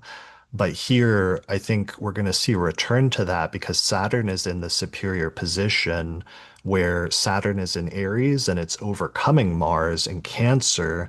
So somehow the principle of Saturn of slowing things down and things grinding to a halt and things that otherwise want to move forward or break free being restrained on some level, and how as soon as Mars goes into Cancer on what is like around August 10th and 11th, Yeah, it's the that day before the first eclipse. like that starts becoming more prominent at that point, but then it just like continues to increase all month until eventually you get to the end of the month and it culminates on the first day of September. The only part about, so I think that will again probably be a grinding to a halt of things. And I'm especially paying attention to since the oil crisis really got going and the fears surrounding it sort of peaked around the Mars-Saturn conjunction, Mars-Saturn-Neptune conjunction around March and April. That being like one of the primary things that we'll be paying attention to peaking in August and September, August and early September especially. But it's weird that Jupiter trines Saturn at almost the exact same time, which normally indicates that we've got something really negative, but then we also have a mitigation going on that's offsetting things in a more positive way. And that's kind of a tricky thing to factor in here, how we can have both something really bad or challenging as well as something really positive and expansive that's attempting to help at the same time with that energy at the end of the month. Yeah, it's tricky. So Jupiter trining Saturn is supportive or helpful for Saturn, right? Jupiter affirms what other planets are trying to do, especially by a soft aspect like the trine. So Jupiter is helping Saturn, and Saturn is already in the superior position to Mars. So that would suggest that Jupiter helps Saturn keep a foot on Mars. And yet, we also have this additional complication of Mars being the ruler of Saturn. Saturn is in a Mars ruled sign, right? And so Saturn is in a position to be responsive to and connected to the Martial, which is a further complication.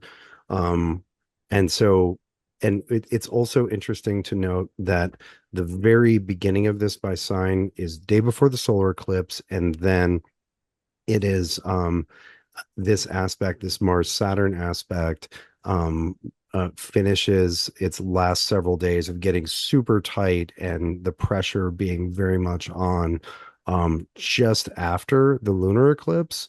And the lunar eclipse is configured so as to be very supportive of Mars in Cancer. And so I think that this Mars Saturn square and its development it appears to be tied to what each of these eclipses have in store. And it's worth noting Yeah. that it will still be active in September. It'll be just barely beginning to be past peak, but if you look outside the day at night, the day after a full moon, you've still got a lot of moon, right? And so we're still going to have a lot of Mars Saturn going into the first week of September. Yeah, that's a good point though, that because eclipse season ends like around here, around September 4th, once the moon passes the square with the sun. And by that point, Mars is 3 degrees separating from Saturn. So it's like after the first week of September, we start to get a bit of an exhale from whatever that sharp inhale and like clenched breath was all throughout September, all throughout August that peaked at the end of the month and then leading into the first days of September. But then there's eventually a break and an exhale that starts to happen after the first week of September.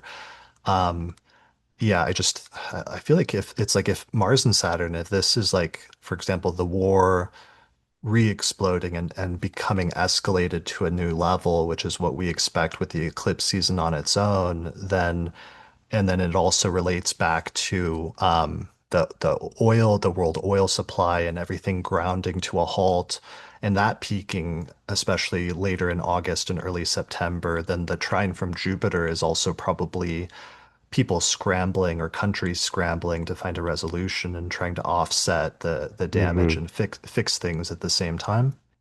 Right, which probably in that context would suggest that that some successful strategies for mitigating or offsetting the squeeze exist and are enacted, which doesn't Hmm. negate the squeeze. And I think that squeeze, like that squeezing, crushing, space depriving quality of the Mars Saturn, which is always relevant for a Mars-Saturn hard opposition is going to be probably quite literal, and that we see a vice slowly tightening or channels of transportation or communication um, grinding closed or squeezing closed day by day. Yeah, absolutely. And on an individual level, a lot of times Mars Saturn just feels like pressure. Feels like the pressure is on. There's a lot to do, and there's not enough time to do it. Yeah, pressure, frustration, feeling overwhelmed, feeling held back, feeling slowed, and like everything just like taking forever to accomplish. Yeah. Or if this was all I had to, if I could just do this, I could get it done. But now I have to deal with this other thing in this other area that's taking that's also crisis, and and that I have to spend a lot of my time doing. Sometimes, especially when they're in two different signs, sometimes you have multiple things squeezing each other, and you're squeezed between multiple difficulties, as each malefic in and of itself can signify a separate difficulty. Yeah, I saw so many stories when Mercury was stationing direct square Saturn um in the middle of July of people just having like delays and having something scheduled and then suddenly having it like canceled and like pushed a week out or something like that, just with Mhm. Saturn overcoming and squaring Mercury as it was stationing direct. Yeah, and this may expand the discussion beyond its proper scope, but it is worth mentioning that this is Mars's first return to Cancer since the lengthy retrograde there, which Oh yeah. took place largely in the first quarter of 2025. Ugh. And Oh, so we will forgot about likely that. check back in with some of the distasteful things that happened during that time. Man, I am not excited about that. That is a I, good I, th- but I thought you'd stark love me reminder. reminding you of that. Yeah. But also on a personal level, right? It's interesting because if you live in Crabtown, as I do with the Crabtown Rising, um, we endured that, and then Jupiter went into Cancer, and there was a year of Jupiter in Cancer, and things likely got easier. Maybe not as easy as you desired or hoped, but easier. Now Jupiter is no longer in Cancer, and Mars is back. Hello, hello, old friend. I miss thy pinches. Yeah. Well, hopefully, as you were saying, Jupiter in that 1 year interim was able to clean up some of the mess that Mars had made in the retrograde enough that we're a little bit more prepared and better able to deal with a more short term and hopefully less significant transit of Mars, a faster transit of Mars through Cancer this time. Yeah, and this is a normal transit of Mars. It's a six-ish weeks rather than months at a time. But Yeah. it's definitely it's a stress test for planets in Cancer and Cancer rising charts. All right. All right. Let's do the sequential breakdown. Let's Okay, get into just I think we're like 30 minutes into the forecast section. If we could do like a 20, 30 minute sequential, we will be in a solid, possibly 2 hour episode. unbelievable. I know. All right, let's do this. So I'm gonna take it back to August 1st. Um, Orientation. We're coming off of the Sun Jupiter Cazimi that's separating at this point in Sun and Jupiter in Leo, finally getting away from the stupid oppositions with Pluto that were so prominent for the most part with the Sun and Jupiter last month in July. But really, the first major thing transit wise, I believe, that happens, which I already mentioned, is just Venus going into Libra on the 6th of August, and that being our first major sort of notable shift, I think, in August, right? Yeah, yeah, it is. Okay, And so go well, ahead. one so as we've discussed, this is the sign in which Venus will retrograde back into.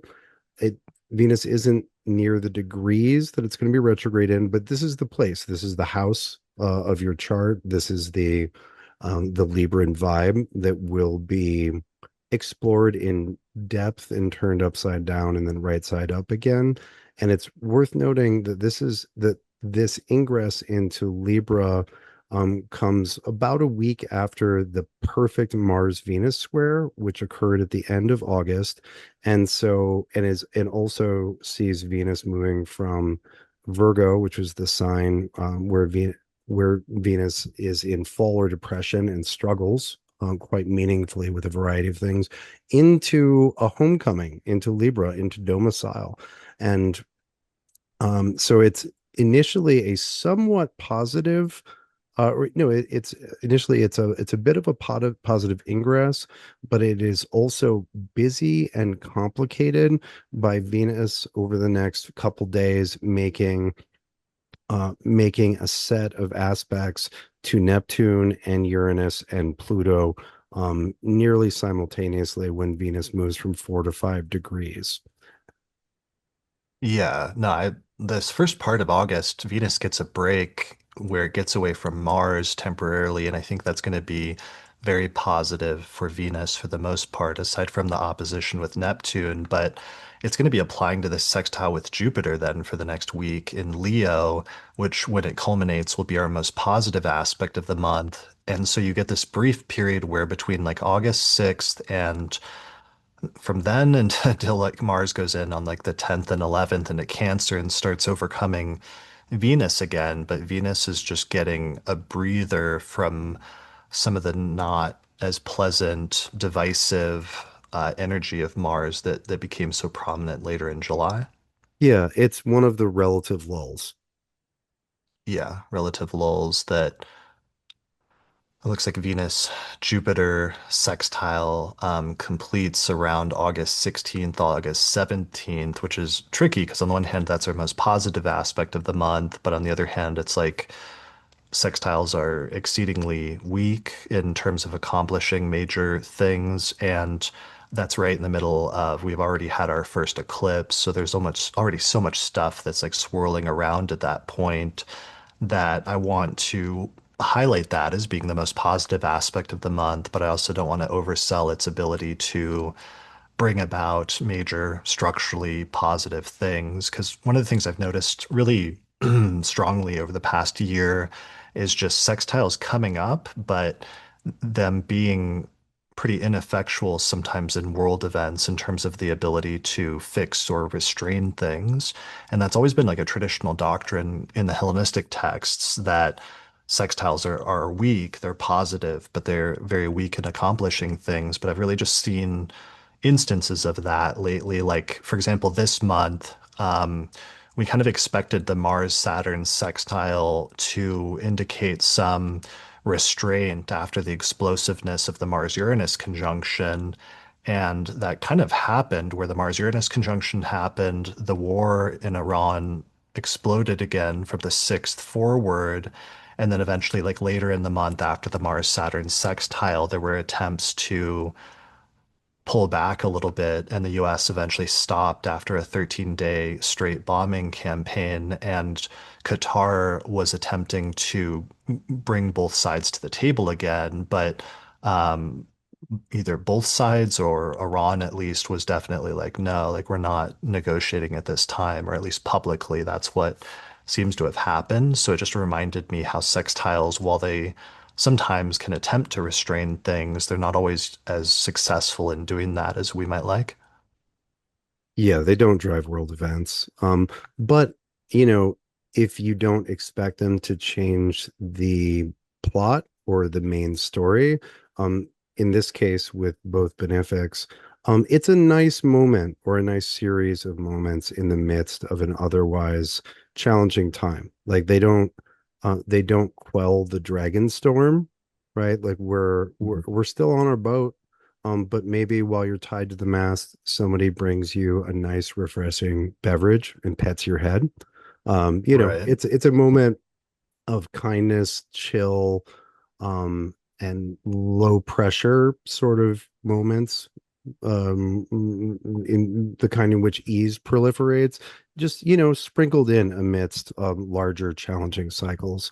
But, if you have the option to have that or not, it's a definite yes. It just it doesn't turn the hurricane off, right? It doesn't change the like the dragon plot. It's still nice though. I think in some Yeah, ways it's easy. It's easier to appreciate um, the opportunity for a little ease and kindness if you don't expect more than that from it. yeah, I like that. Like a nice, it brings a nice like pina colada, like nice refreshing drink right there in the middle of the month, like you said. And if you like pina coladas, Yeah, I don't know. The one of the characters in Obsession, that was what he ordered, and it was like a joke. In the movie, you still have to see that movie. This movie I has taken do. off everywhere. Everyone is raving about it. I finally saw it. It was really good. Yeah, I'll see it. I'll see it. All right, so that's Venus, which it starts that sextile with Jupiter as soon as it ingresses on the 6th.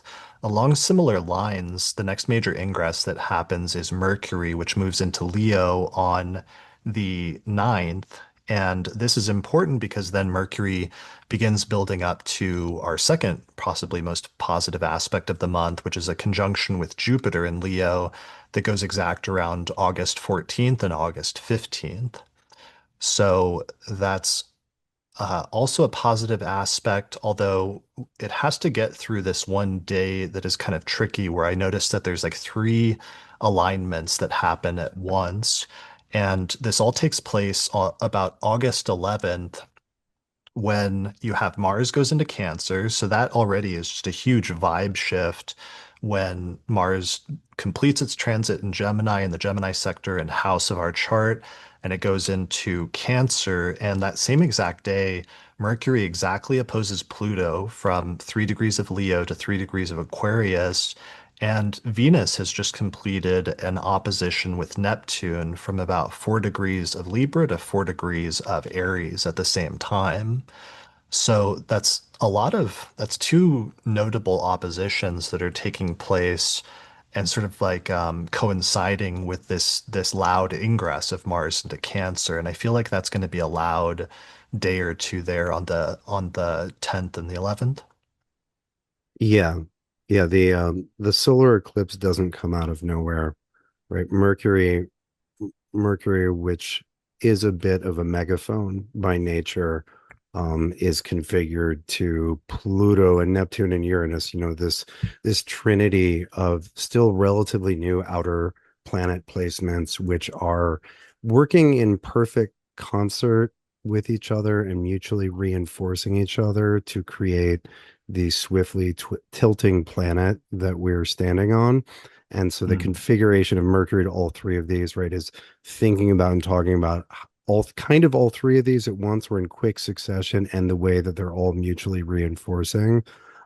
As Venus is also doing the same, right? And we have basically we have like a pretty close Mercury Venus sextile at the same time as Mars enters into this and returns to Cancer after 2 years, and we're the day before an eclipse. Like it's it's very loaded.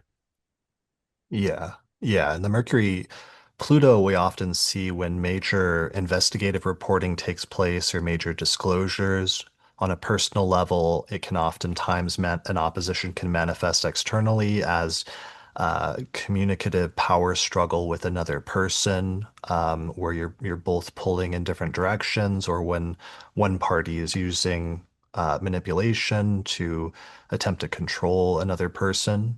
The Venus-Neptune opposition is usually a tension between a lack of clarity in relationships and an over-idealized picture of somebody, especially when manifested externally through an opposition, so that you don't have a clear idea or there's something nebulous or not fully honest or truthful in a relationship dynamic with another person. And then all of this is just like setting the stage for the very next day that solar eclipse in Leo drops right at 20 degrees of Leo on August 12th, and we have the epicenter of, yeah, a major shift where Leo's already been activated a little bit for some of us with like the South Node moving back there in July, with Jupiter moving back there at the end of June, and the first Aquarius eclipse having taken place 6 months earlier in the middle of February. But now all of a sudden the Leo sectors of all of our charts and in terms of all national charts and mundane charts suddenly gets this huge concentration and focus with that eclipse taking place there on the 12th of August. Yeah, and so this being our first eclipse in Leo, having had the first eclipse in Aquarius in February, now the not just the individual signs, but the Leo Aquarius axis with both of the nodes there now is active. And that is a crucial part of the dynamic eclipses bring, is that they bridge two opposing signs, two opposing houses in any individual chart and rearrange things significantly between the two. And so this one, this one is, how should we say, is the phrase beginnings, significant beginnings, is extra important here, because this is our first eclipse in Leo and it will not be our last. And Chris, did you notice that you can see the shadow over Greenland again? Oh, right. Yeah, So Greenland great. Greenland gets eclipsed again. Nice. Yeah, we saw that in a previous time with an eclipse over Greenland when Vance visited, I believe, and Yeah, it then was basically I think the day before the visit. It was like the day before the plane landed. It was very tightly configured. all right. That's not ominous at all. Then, yeah, and also just in Leo, we're going to see the aggrandizement. I said in the last forecast episode, I think, of a lot of people with Leo placements or prominent Leo placements rising up and becoming much more important in world events in different ways. And that's partially through thrusting into prominence and into the limelight those who were previously less prominent factor that happens during eclipses, but also I've already seen in some like different stories of people I've been tracking, like how there was some event that took place 6 months ago when the first eclipse in Aquarius happened, but I can already see the gravitational well that's drawing in an important sequence of events that's about to take place on the other house axis in Leo in everybody's charts in August, and how this will be like the second shoe dropping, where there was already like one shoe dropped in February, but it wasn't really clear in many instances what the implication of that was. But now all of a sudden in August, the implication is fully clear when the interaction between those two houses and the dynamic that they have in each of our charts becomes obvious. Yeah, it's almost as if you could only see one half of the dragon in February, but you couldn't tell what the tail was doing. And it's a long tail, and what it sweeps across will remember that passage. And so this is the other half of the dragon revealed, which gives you which should give you a better sense of what sequence you're in for individually in that pair of houses. Yeah, and I think you and I actually on a forecast a year ago during eclipse season ran through each of the 12 houses and what it means when eclipses are in there. And I think I clipped that and put it on YouTube. So Oh, instead that's of good. forcing us to do that over again, I'll direct people to search for that. I think it's called like Eclipses in the 12 Houses or something like that. So people can check that out. So yeah, this is the epicenter of eclipse season, but I should point out the date because I pointed out ingresses, but just to reiterate, eclipse season begins really as soon as the moon goes into Taurus here on the 4th and 5th of August. And that was something I came to empirically after doing the eclipses in history episodes with Nick Dig and Best. But I actually later learned that, like on Wikipedia, apparently the astronomers define eclipse season as basically starting a week before an eclipse and ending a week after. So I didn't know that idea that there was already some sort of idea of like a month of eclipse season being some sort of astronomical thing for some reason, but people will notice on August 4th and 5th that events in the news really start to pick up. Like a lot of news starts happening, a lot of major beginnings and endings, and the weightiness of like world events will start like becoming just obviously more significant. Yeah, I noticed a long time ago, just personal vibe-based experience, that there was it felt like there was an event horizon that got passed when we were on our way to an eclipse, where like where there was it was as if there was an inescapable gravity sucking towards some event of great density that hadn't occurred yet, when I Mm. would get in. Yeah, and again, I'm very eclipsing nativity, and so yeah, in my personal folklore around it was the event horizon, and that crossing of the bendings, or of the moon crossing the bendings a week before, is very much where I feel it. I know in some schools of Vedic astrology, there are slightly different numbers that are given for number of days before and after eclipses, but that idea that that I'll just stick with event horizon, or you've gotten caught in the edge of the maelstrom and you're going into the center of the whirlpool. That idea is very commonly attested both in astrological traditions, and that's interesting that it's also in astronomical traditions, and it's also something that if you tune into, you can feel.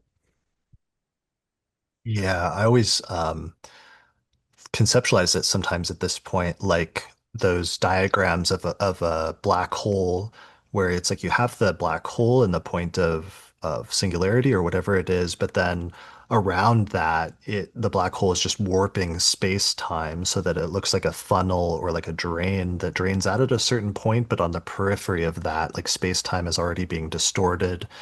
Well, then And that is the event horizon, is when you get close enough to that it's impossible to escape the black hole. right, and like light can't escape or what have you. Yeah. So that basically is when the moon hits Taurus and both hits the sign-based square as well as the degree-based square to the sun in early August. And then that will peak here on August 12th with that solar eclipse in Leo. And then after that, moving forward, we have a few days later, the Mercury-Jupiter conjunction goes exact around the 15th. So we see Mercury hitting Jupiter at 10 degrees of Leo, which is a positive aspect for communication and for maybe successfully making approaching somebody with like a proposal or a project or something like that that could be fruitful in terms of the coming together and the confirmation of something good that Mercury wants to accomplish. Yeah, Dorotheus is very clear that if you want to ask a favor, Mercury Jupiter should be in your elected chart. And it's interesting because this Mercury Jupiter conjunction is the one that was promised at the end of Right. Cancer. It looked Yeah. like it was going to happen at the end of Cancer, but in fact, it happens in the middle of Leo, approximately, I don't know, 50 days later. And so I'm wondering if there might be some things that looked like they were going to happen at the end of June that actually happen here, but under very different circumstances. And I personally find myself wondering to what degree their proximity to the eclipse in both time and space is going to interfere with what is otherwise a pretty nice looking conjunction. It's Mhm. also supported by that sextile to Venus.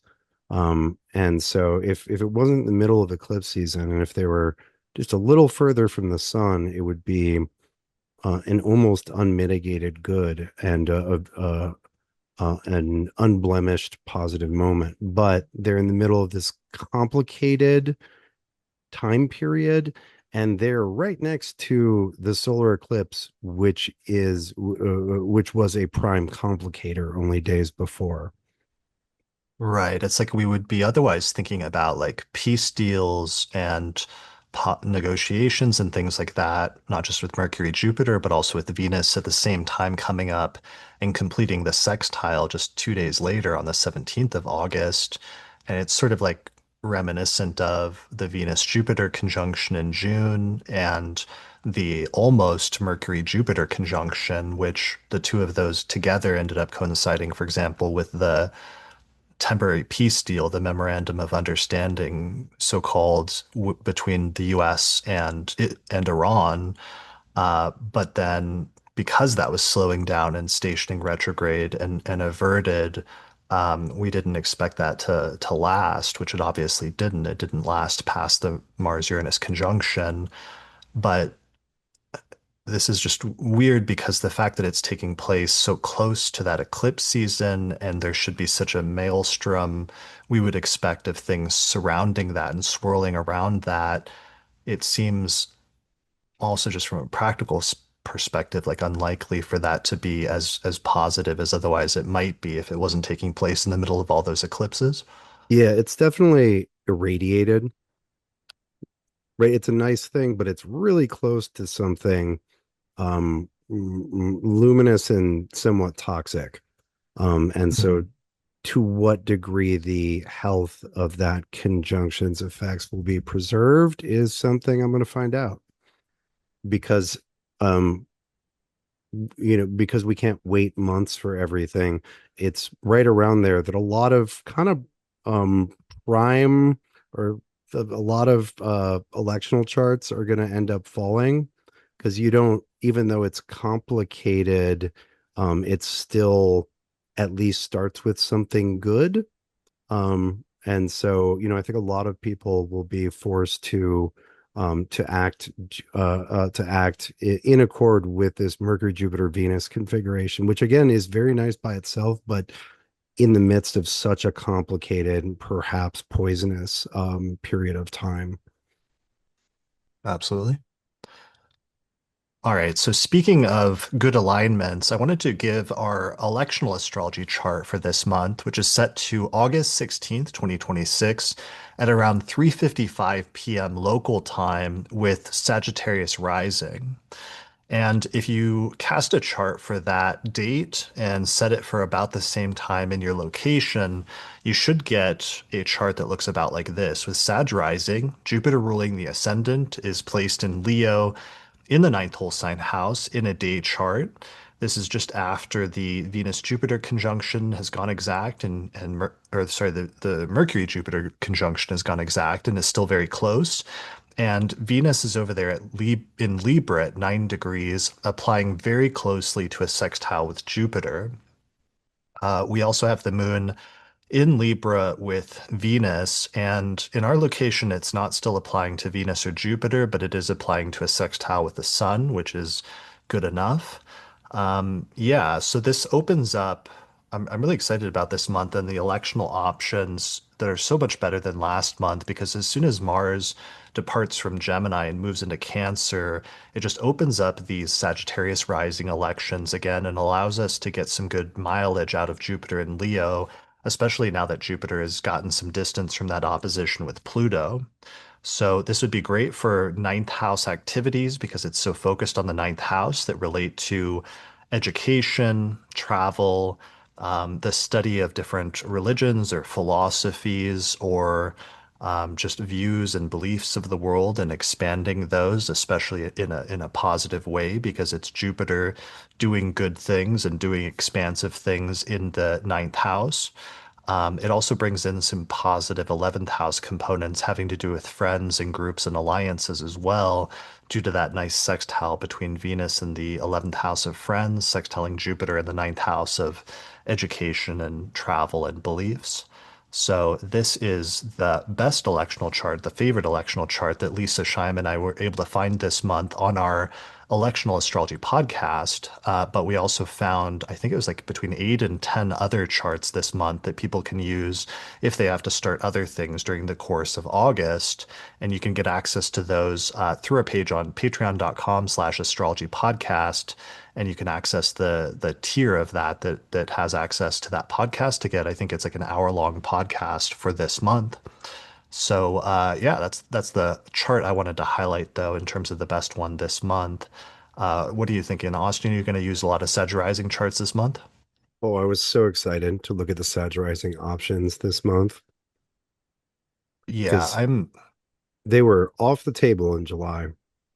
Yeah, absolutely. That was a rough stretch. And like I ended up doing, like I said, like three big episodes last month, but I just like because they were good episodes, they're really important. I couldn't bring myself to release them under bad charts. So I'm going to end up using, I think, one Libra rising chart at the beginning of the month for the US birth chart episode. And then um, ironically, like one of the bigger episodes, which is about the sun and how astrologers introduced the Chaldean order probably in the second century BCE, and then set up a paradigm where the sun was at the center of the order of planets for over 1,000 years. I think ironically, I'm going to end up really using a chart like this to release it with all those planets in Leo. Yeah, or unironically. Yeah, quite perfectly or fittingly. All right. So that's the electional chart. I think that's good for that. So let's move on to other alignments chronologically, where the next major thing is, let's see, August 17th, we have the Mars-Neptune Square going exact, um, which is not ideal. That's taking place between around 4 degrees of Cancer and Aries. And we've seen that in the past have to do with actions that are taken, especially aggressive actions that are misdirected or taken under a false pretense for some reason, sometimes due to things like the fog of war, but generally just making a decisive action that's improperly placed due to a lack of clear information or due to something like making the lens foggy, so to speak. Yeah, it presents difficulties around action, either being in a state of indecision, or not having the correct or enough information to move forward with something, as well as the consequences of moving forward without clear sight of what is ahead. Yeah, and I guess in a way that's like reactivating the Saturn-Neptune conjunction in general, and also hearkening back to that triple conjunction of Mars, Saturn, and Neptune that happened in March and especially April, Hmm. and probably in some instances will reactivate events that were started back at that conjunction. So it makes me think of the obviously the oil things, which we've mentioned, since that was such a focal point of the Saturn-Neptune conjunction, but potentially other things. There was like those random things that I noticed back then, like the what was it? It was like um, sacrilegious or like what was the term for that that came up at the time? It was like really striking. Blasphemy, heresy, the Blasphemy. song heresy. Yeah, like themes of blasphemy and heresy were like coming up that was really fascinating at that time. So it'll be interesting if we saw similar things in terms of this Mars now hitting Saturn and Neptune and those themes coming up again in different ways for some reason. Yeah. Yeah. All right. So that is Mars Neptune, and that's going to be tricky to navigate in terms of like, be careful not to lash out at somebody at that time, especially on that day, because you could be misplaced.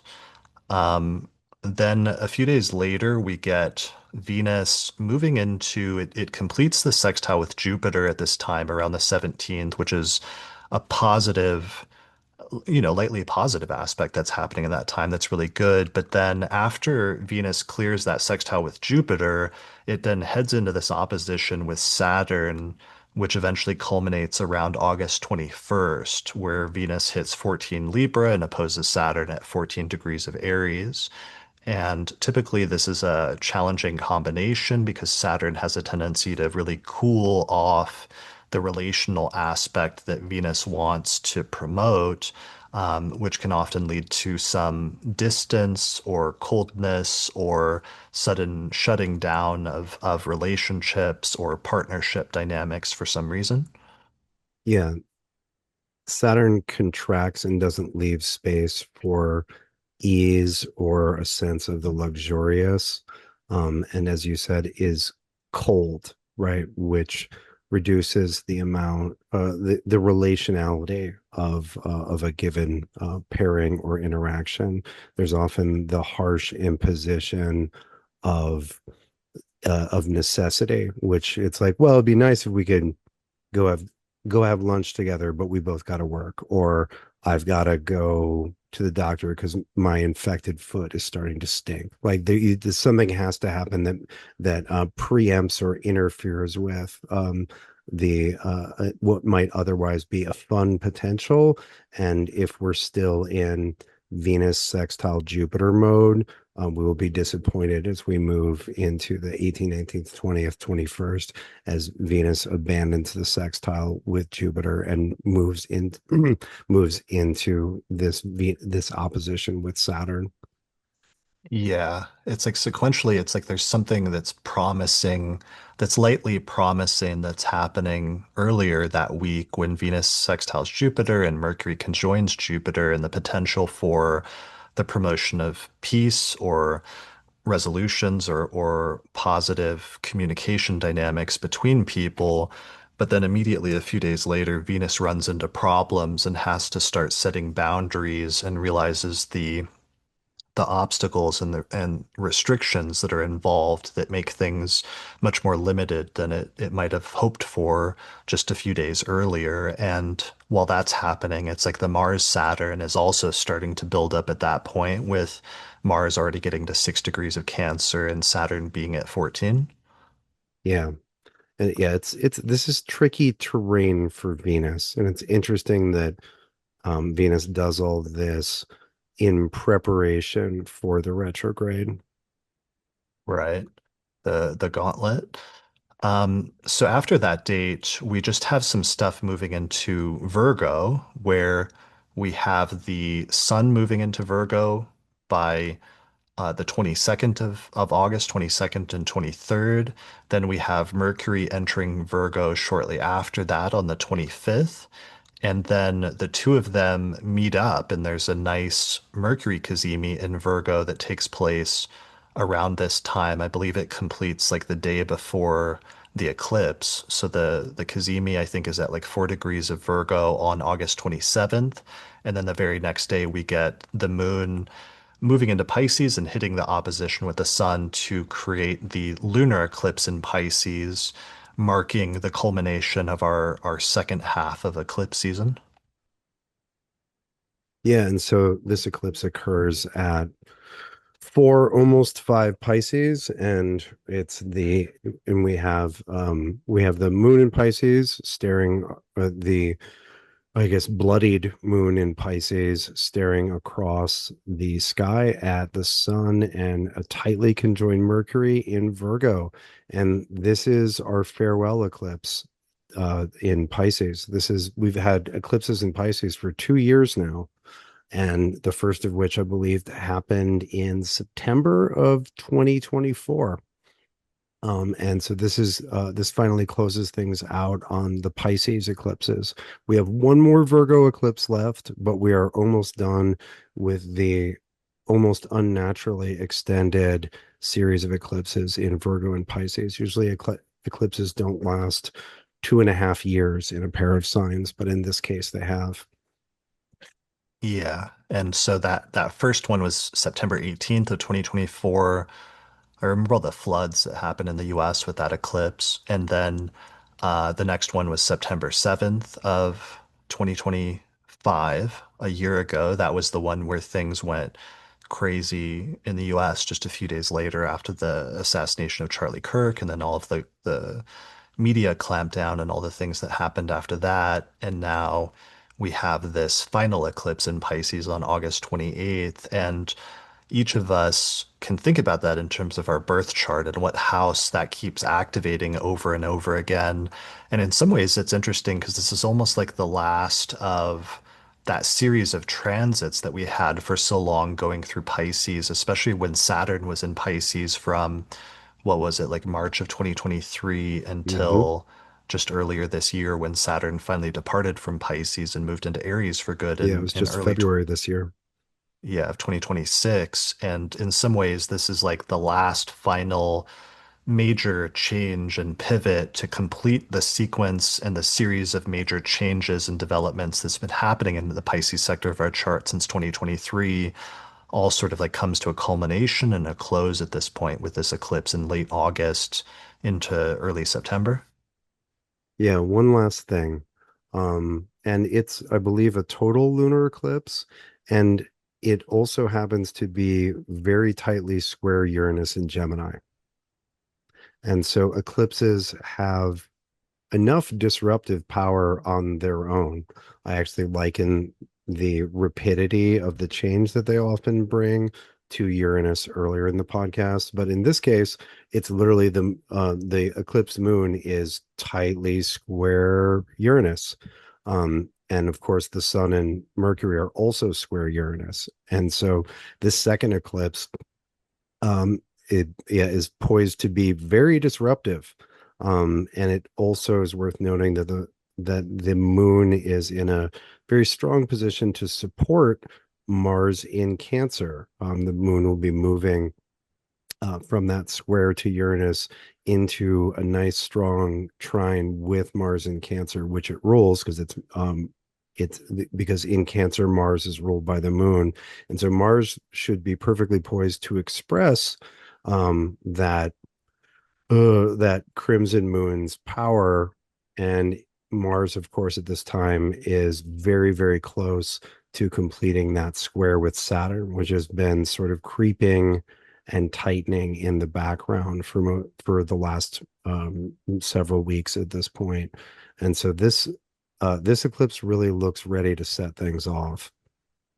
Yeah, absolutely. I'm really glad you emphasized that square to Uranus, just because that's going to bring such an unexpected disruptive quality to the nature of this eclipse. And it just really reminds me of that one in early September 1 year ago, where you had something similar, which is just this sudden event. In that instance, it was a really violent event that came out of nowhere and then all of a sudden just disrupted and put so many things into motion and caused so much craziness in the public consciousness at that time, especially in the US.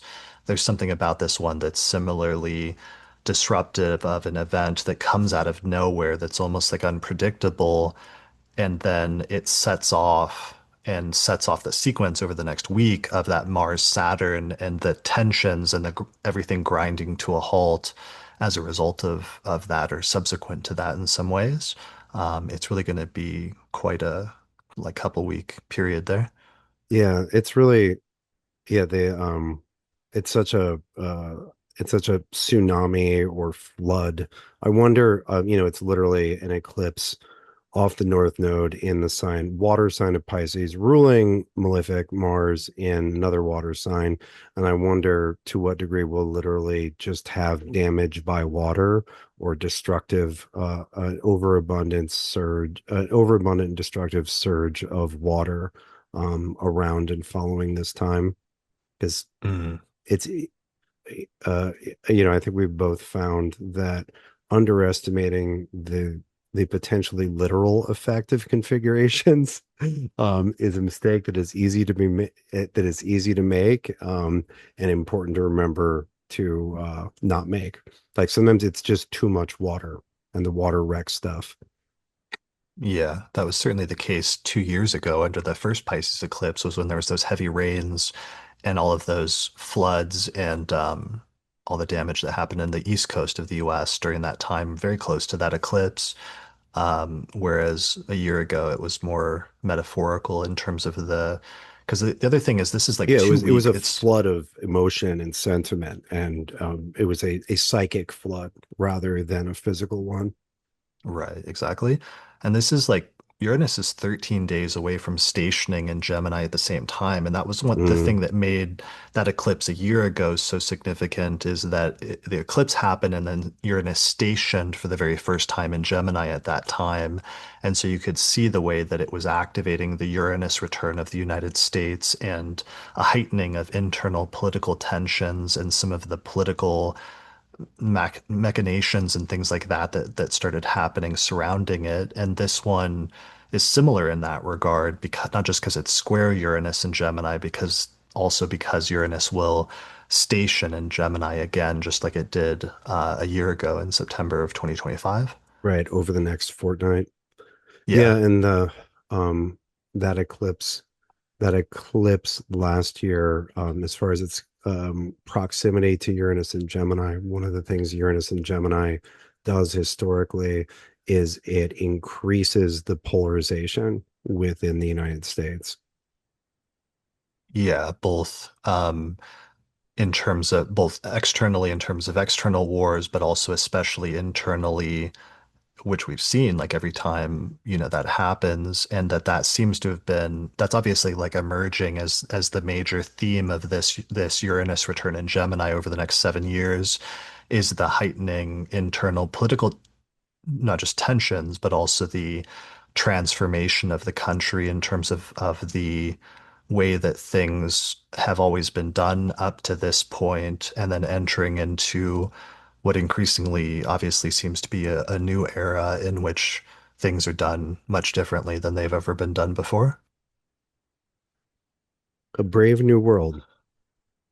Yeah, I don't know if brave is the way I would put it, but Well, it's the name of a dystopia. yeah. A dystopian new world, I think would be a good, more literal rendering in terms of the way that the checks and balances and the different ways of what was set up as a democracy was supposed to operate. And the stress tests, I guess, is one of the key words we've been using to that system. And if that system can survive those stress tests. And we get to find out. Yeah, well, Likely this the is eclipse of August 28th will not help. Um, but we've got another 7 years of Uranus and Gemini. But yeah, it's a disruptive eclipse. This is I was, I was almost fooled into giving a half positive a delineation for an eclipse once last year during the Pisces eclipse because of its configuration with Jupiter. Never hmm, again, no matter how much cold medicine I've had. This okay. one looks like a doozy. Yeah, well, and it's going to set up and tee off the one that we talked about that looks so crazy early the following year. Let me skip to that really quickly, just because in 6 months retrospect, later, the connection between this eclipse season in August of 2026 and then the one that happens 6 months later in February of 2027 in Aquarius and Virgo, especially the Virgo one. You and I keep especially the zooming Virgo. in. Yeah. Yeah. Um, So bring that moon all the way back. so to two, I can't put it on like there. I'll put it there because then at least it's by the ascendant and angular. But look at this. So it's a lunar eclipse at 2 degrees of Virgo, and it's exactly, not exactly, it's very closely conjunct a retrograde Mars in Virgo, and both of those are squaring Uranus at 1 degree of Gemini at the same time, so that you have an overlapping Mars-Uranus square at the same time. And what's crazy about that is that it was always the hard aspects when, especially when Mars would go retrograde in Gemini while Uranus was in Gemini during previous cycles, ended up being really important because that was like the culmination of the Civil War, basically, towards the end of it. Or in World War II, it ended up being the expansion in like 43 of the ground like European war, and the Americans fully entering that war theater, especially from the south and in Italy. But this time we don't have a Mars retrograde in Gemini during the Uranus and Gemini period during that 7 years. The closest thing we get is this Mars retrograde that like exactly squares Uranus right on top of an eclipse. And so that is going to be one to pay close attention to, and it will be closely and intimately connected with events that occurred 6 months earlier in August of 2026. Yeah, it's a doozy. Yeah, That might even be a double doozy. the double doozy We can doozy. have That's your a doozy rating system. If the yeah. one at the end of August is a doozy, this one, yeah, this one coming up in February in about 6 months is, yeah, is a double doozy. Yeah.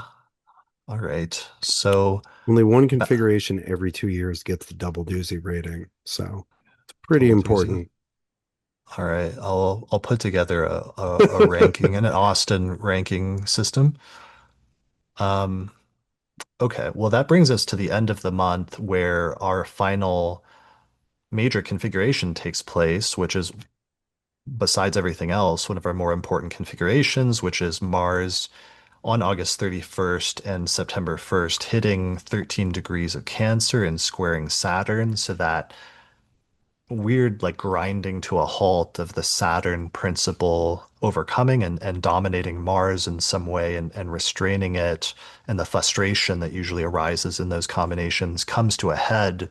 But then weirdly at the exact same almost simultaneous time, Jupiter hitting 13 degrees of Leo, and that attempting to balance out and soften something that Saturn is doing.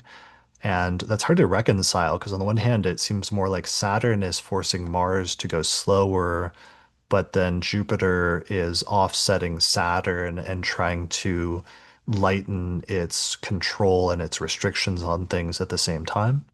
Or, if we see Jupiter as aiding Saturn, like helping Saturn keep things under control, because keeping this Mars under control, especially once it's full of lunar eclipse juice, is going to be no easy thing.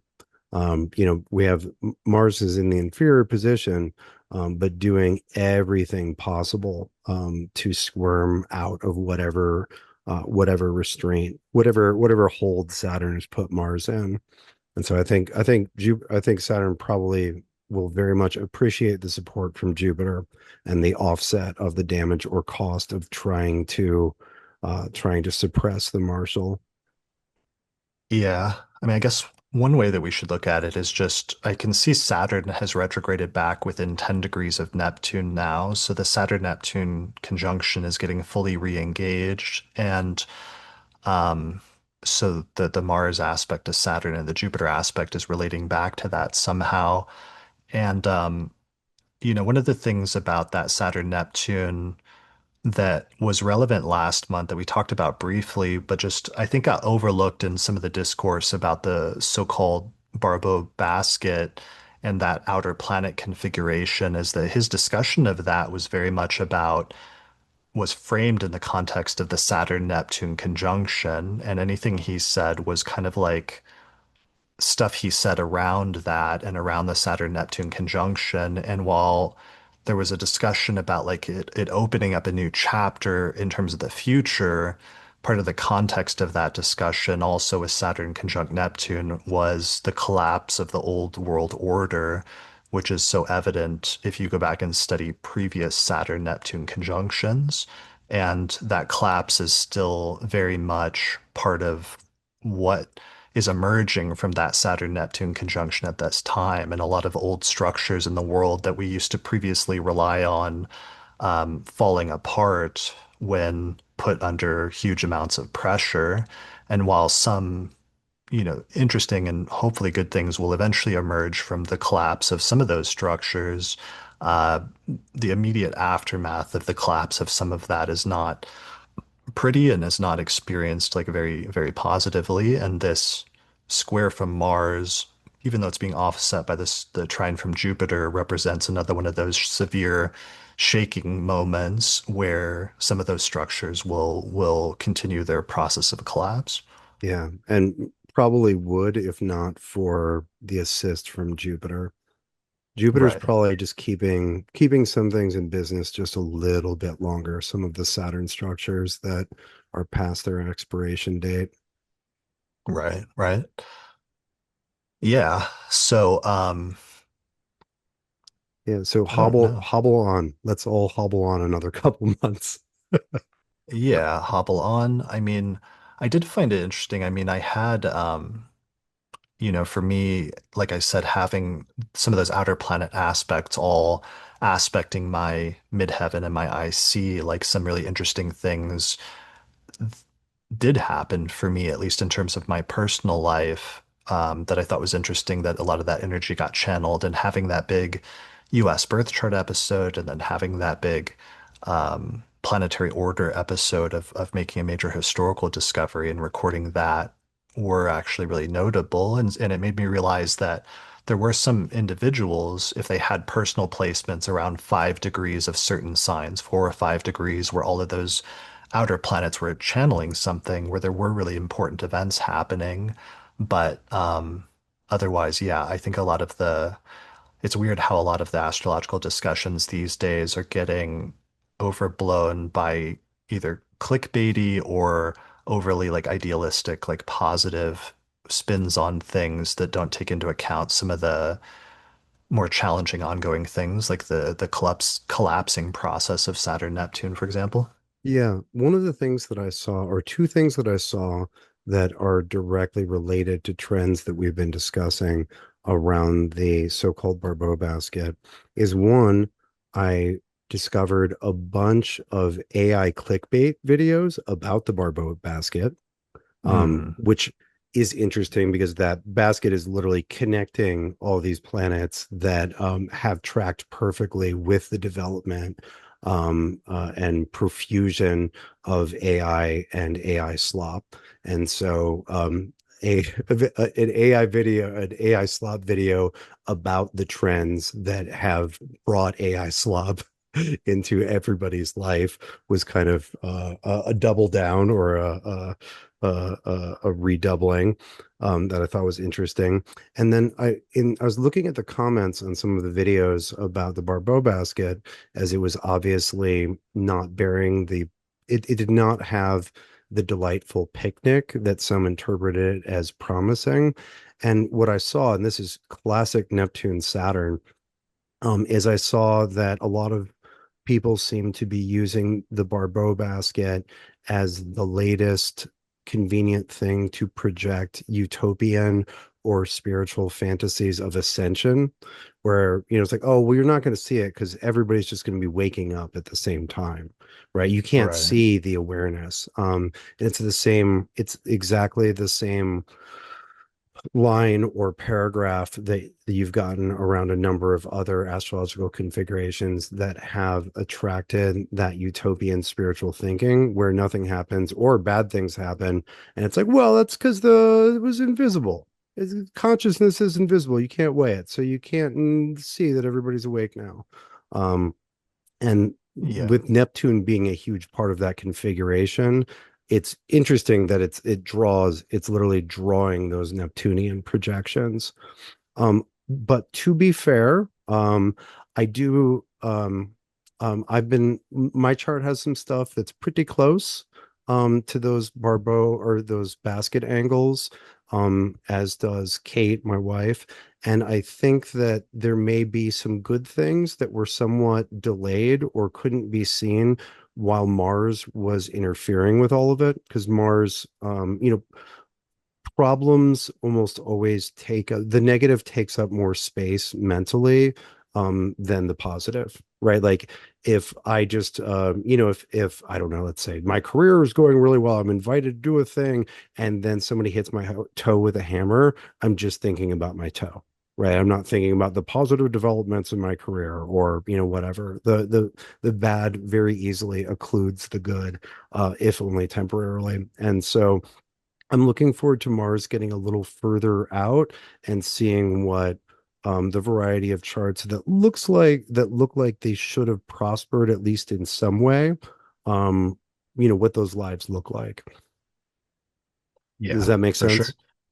Yeah, I mean, it was reminding me what you were saying in the first part of that was just reminding me of like we kind of went through this in 2012 where there were people initially it was like a largely outside of the astrological community that started hyping up something that had a quasi-astrological basis, but then it sort of got jumped on and like overhyped by different people for different agendas, sometimes like new age adjacent stuff that was like wanting to ascribe a lot of significance to it, and then sort of sometimes astrologers coming along and attaching themselves to that and then hyping it and saying like, oh, we should make this, a big astrology thing. Or there was people at the time that were saying we should make it the year of astrology of 2012. And I just remember being like, no, we shouldn't. This is not going to be a really significant thing. And this is obviously being overhyped on a tenuous astrological basis. And I sort of felt like I was having deja vu a little bit this month with some of the way that that went. Yeah, that's exactly that was exactly my encounter. I was like, oh, I remember exactly people's this line of thinking. And what's interesting is I actually had a conversation sort of accidentally with John Major Jenkins, who wrote Maya Cosmogenesis 2012 and 2011, because we had a friend in common, and we were introduced, and he Who like was started the 2012 thing yeah, functionally. and it definitely went in a direction that was not in accordance with his research or thinking. But I remember him telling me about it, and he was like, "Well, the period of time that follows that, according to my best understanding of the Mayan calendrical structure, is he described as the age of seven macaw, which was basically a demon parrot, which was just filling the air with fucking noise." And I've thought back to that. I was like, it has definitely been an era of demon parrots, endlessly repeating and filling the air with noise. Um, but anyway, Yeah. I mean, some of that had a quasi Mayan basis with the Venus retrograde cycles and the Cazimis, and the ending of a cycle in 2012. But then there was an attempt to connect it with like precession, which was like which is a tying, different thing. which is completely like unrelated to Mayan astrology and is just tying it back in with traditional century-old like theosophical attempts to like predict the new age and like a golden age of spirituality and all this other stuff. And that attempt to blend and merge those two was where wasn't entirely when it went awry, but it was just obvious that it was tenuously based on something that was, yeah, more genuinely coming from Mayan astrology and those Venus cycles. Yeah, absolutely. Yeah, and just yeah, I would also. It just seems like a lot of it is a lot of that thinking, which has been projected onto a number of astrological configurations, is a like transposition of rapture thinking that like Yeah. God's going to come save us. Like the good people will get what they deserve and the bad will get what they deserve and everybody's going to be awake, but like reframed in a post-theosophical new age way, um, where the Yeah. spiritual will save us from our circumstance.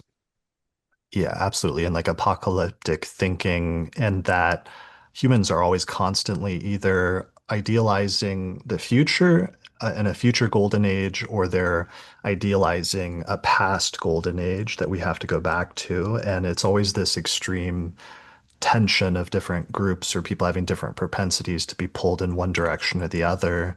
But sometimes when that thinking starts getting projected on astrology, you get weird stuff that isn't as based on the astrology and the study of repetitions or cycles, which ideally is the most empirical part of astrology, but then instead you're getting more of a religious or ideological or idealistic sort of projection onto what we would like the astrology to be saying. And it really Yeah. reminded me of like, remember in like the 1400s, there was like that Pisces pile up, and apparently a bunch of astrologers started predicting that there would be floods, but then it didn't Hmm. really flood or anything. Some of that stuff with the Barbault stuff reminded me of that because it just reminds me like sometimes when somebody presents, like sees something and then starts speculating about what it means, and then all of a sudden lots of people start discussing it, and even people that are skeptical about it, they discuss it, and which then ends up contributing to the promotion of it on some level, even if they're expressing restraint over it, so that it just becomes this whole cycle, this like reinforcing cycle. It sort of reminded me of that and made me understand better for the first time what that's been like in the past when things like that have happened. Yeah. But to 100%, it also just makes me think of how astrology inevitable like once astrology gets some foothold in popular discussion, it will inevitably be embarrassed by something like this, which isn't necessarily the fault of astrology, but it's like the astrology picking dates that are historically significant, um opens it up to being latched onto by a variety of bad or just confused actors. And we were both waiting for this Neptune Saturn period and to see what sort of embarrassments would occur with astrology, and this seems very much in line.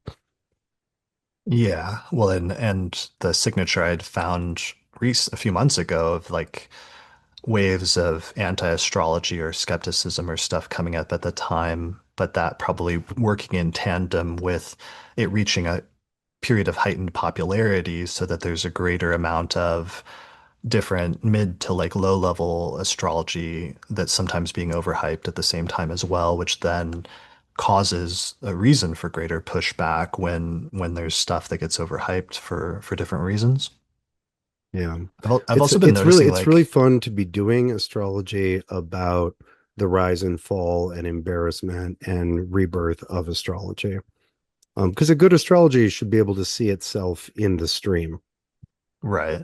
Yeah, absolutely. Well, and to go along with that, one of the things I've been seeing lately, I think is coinciding with the Saturn-Neptune is after some of the alignments, sometimes people are being quicker, like what far too quick to jump on and say like nothing big happened or something like that. Like I saw this after the Venus-Jupiter conjunction, but then like a day later, people are like, well, nothing happened. But then a few days after that, the memorandum was signed and the Iran war suddenly came to like a temporary halt, or the Mars-Uranus conjunction happens and people are like, nothing happened. And then a couple days later, like the Iran war kicks Back off on. again and suddenly people are dying and the Iran is being bombed for like 19, 13 days straight and vice versa. It's going back and forth. I'm noticing a tendency for while there's a proliferation of astrology, there's also greater, people are being a little bit more quicker on the trigger to criticize or jump on it than instead of like waiting to actually see what happens first before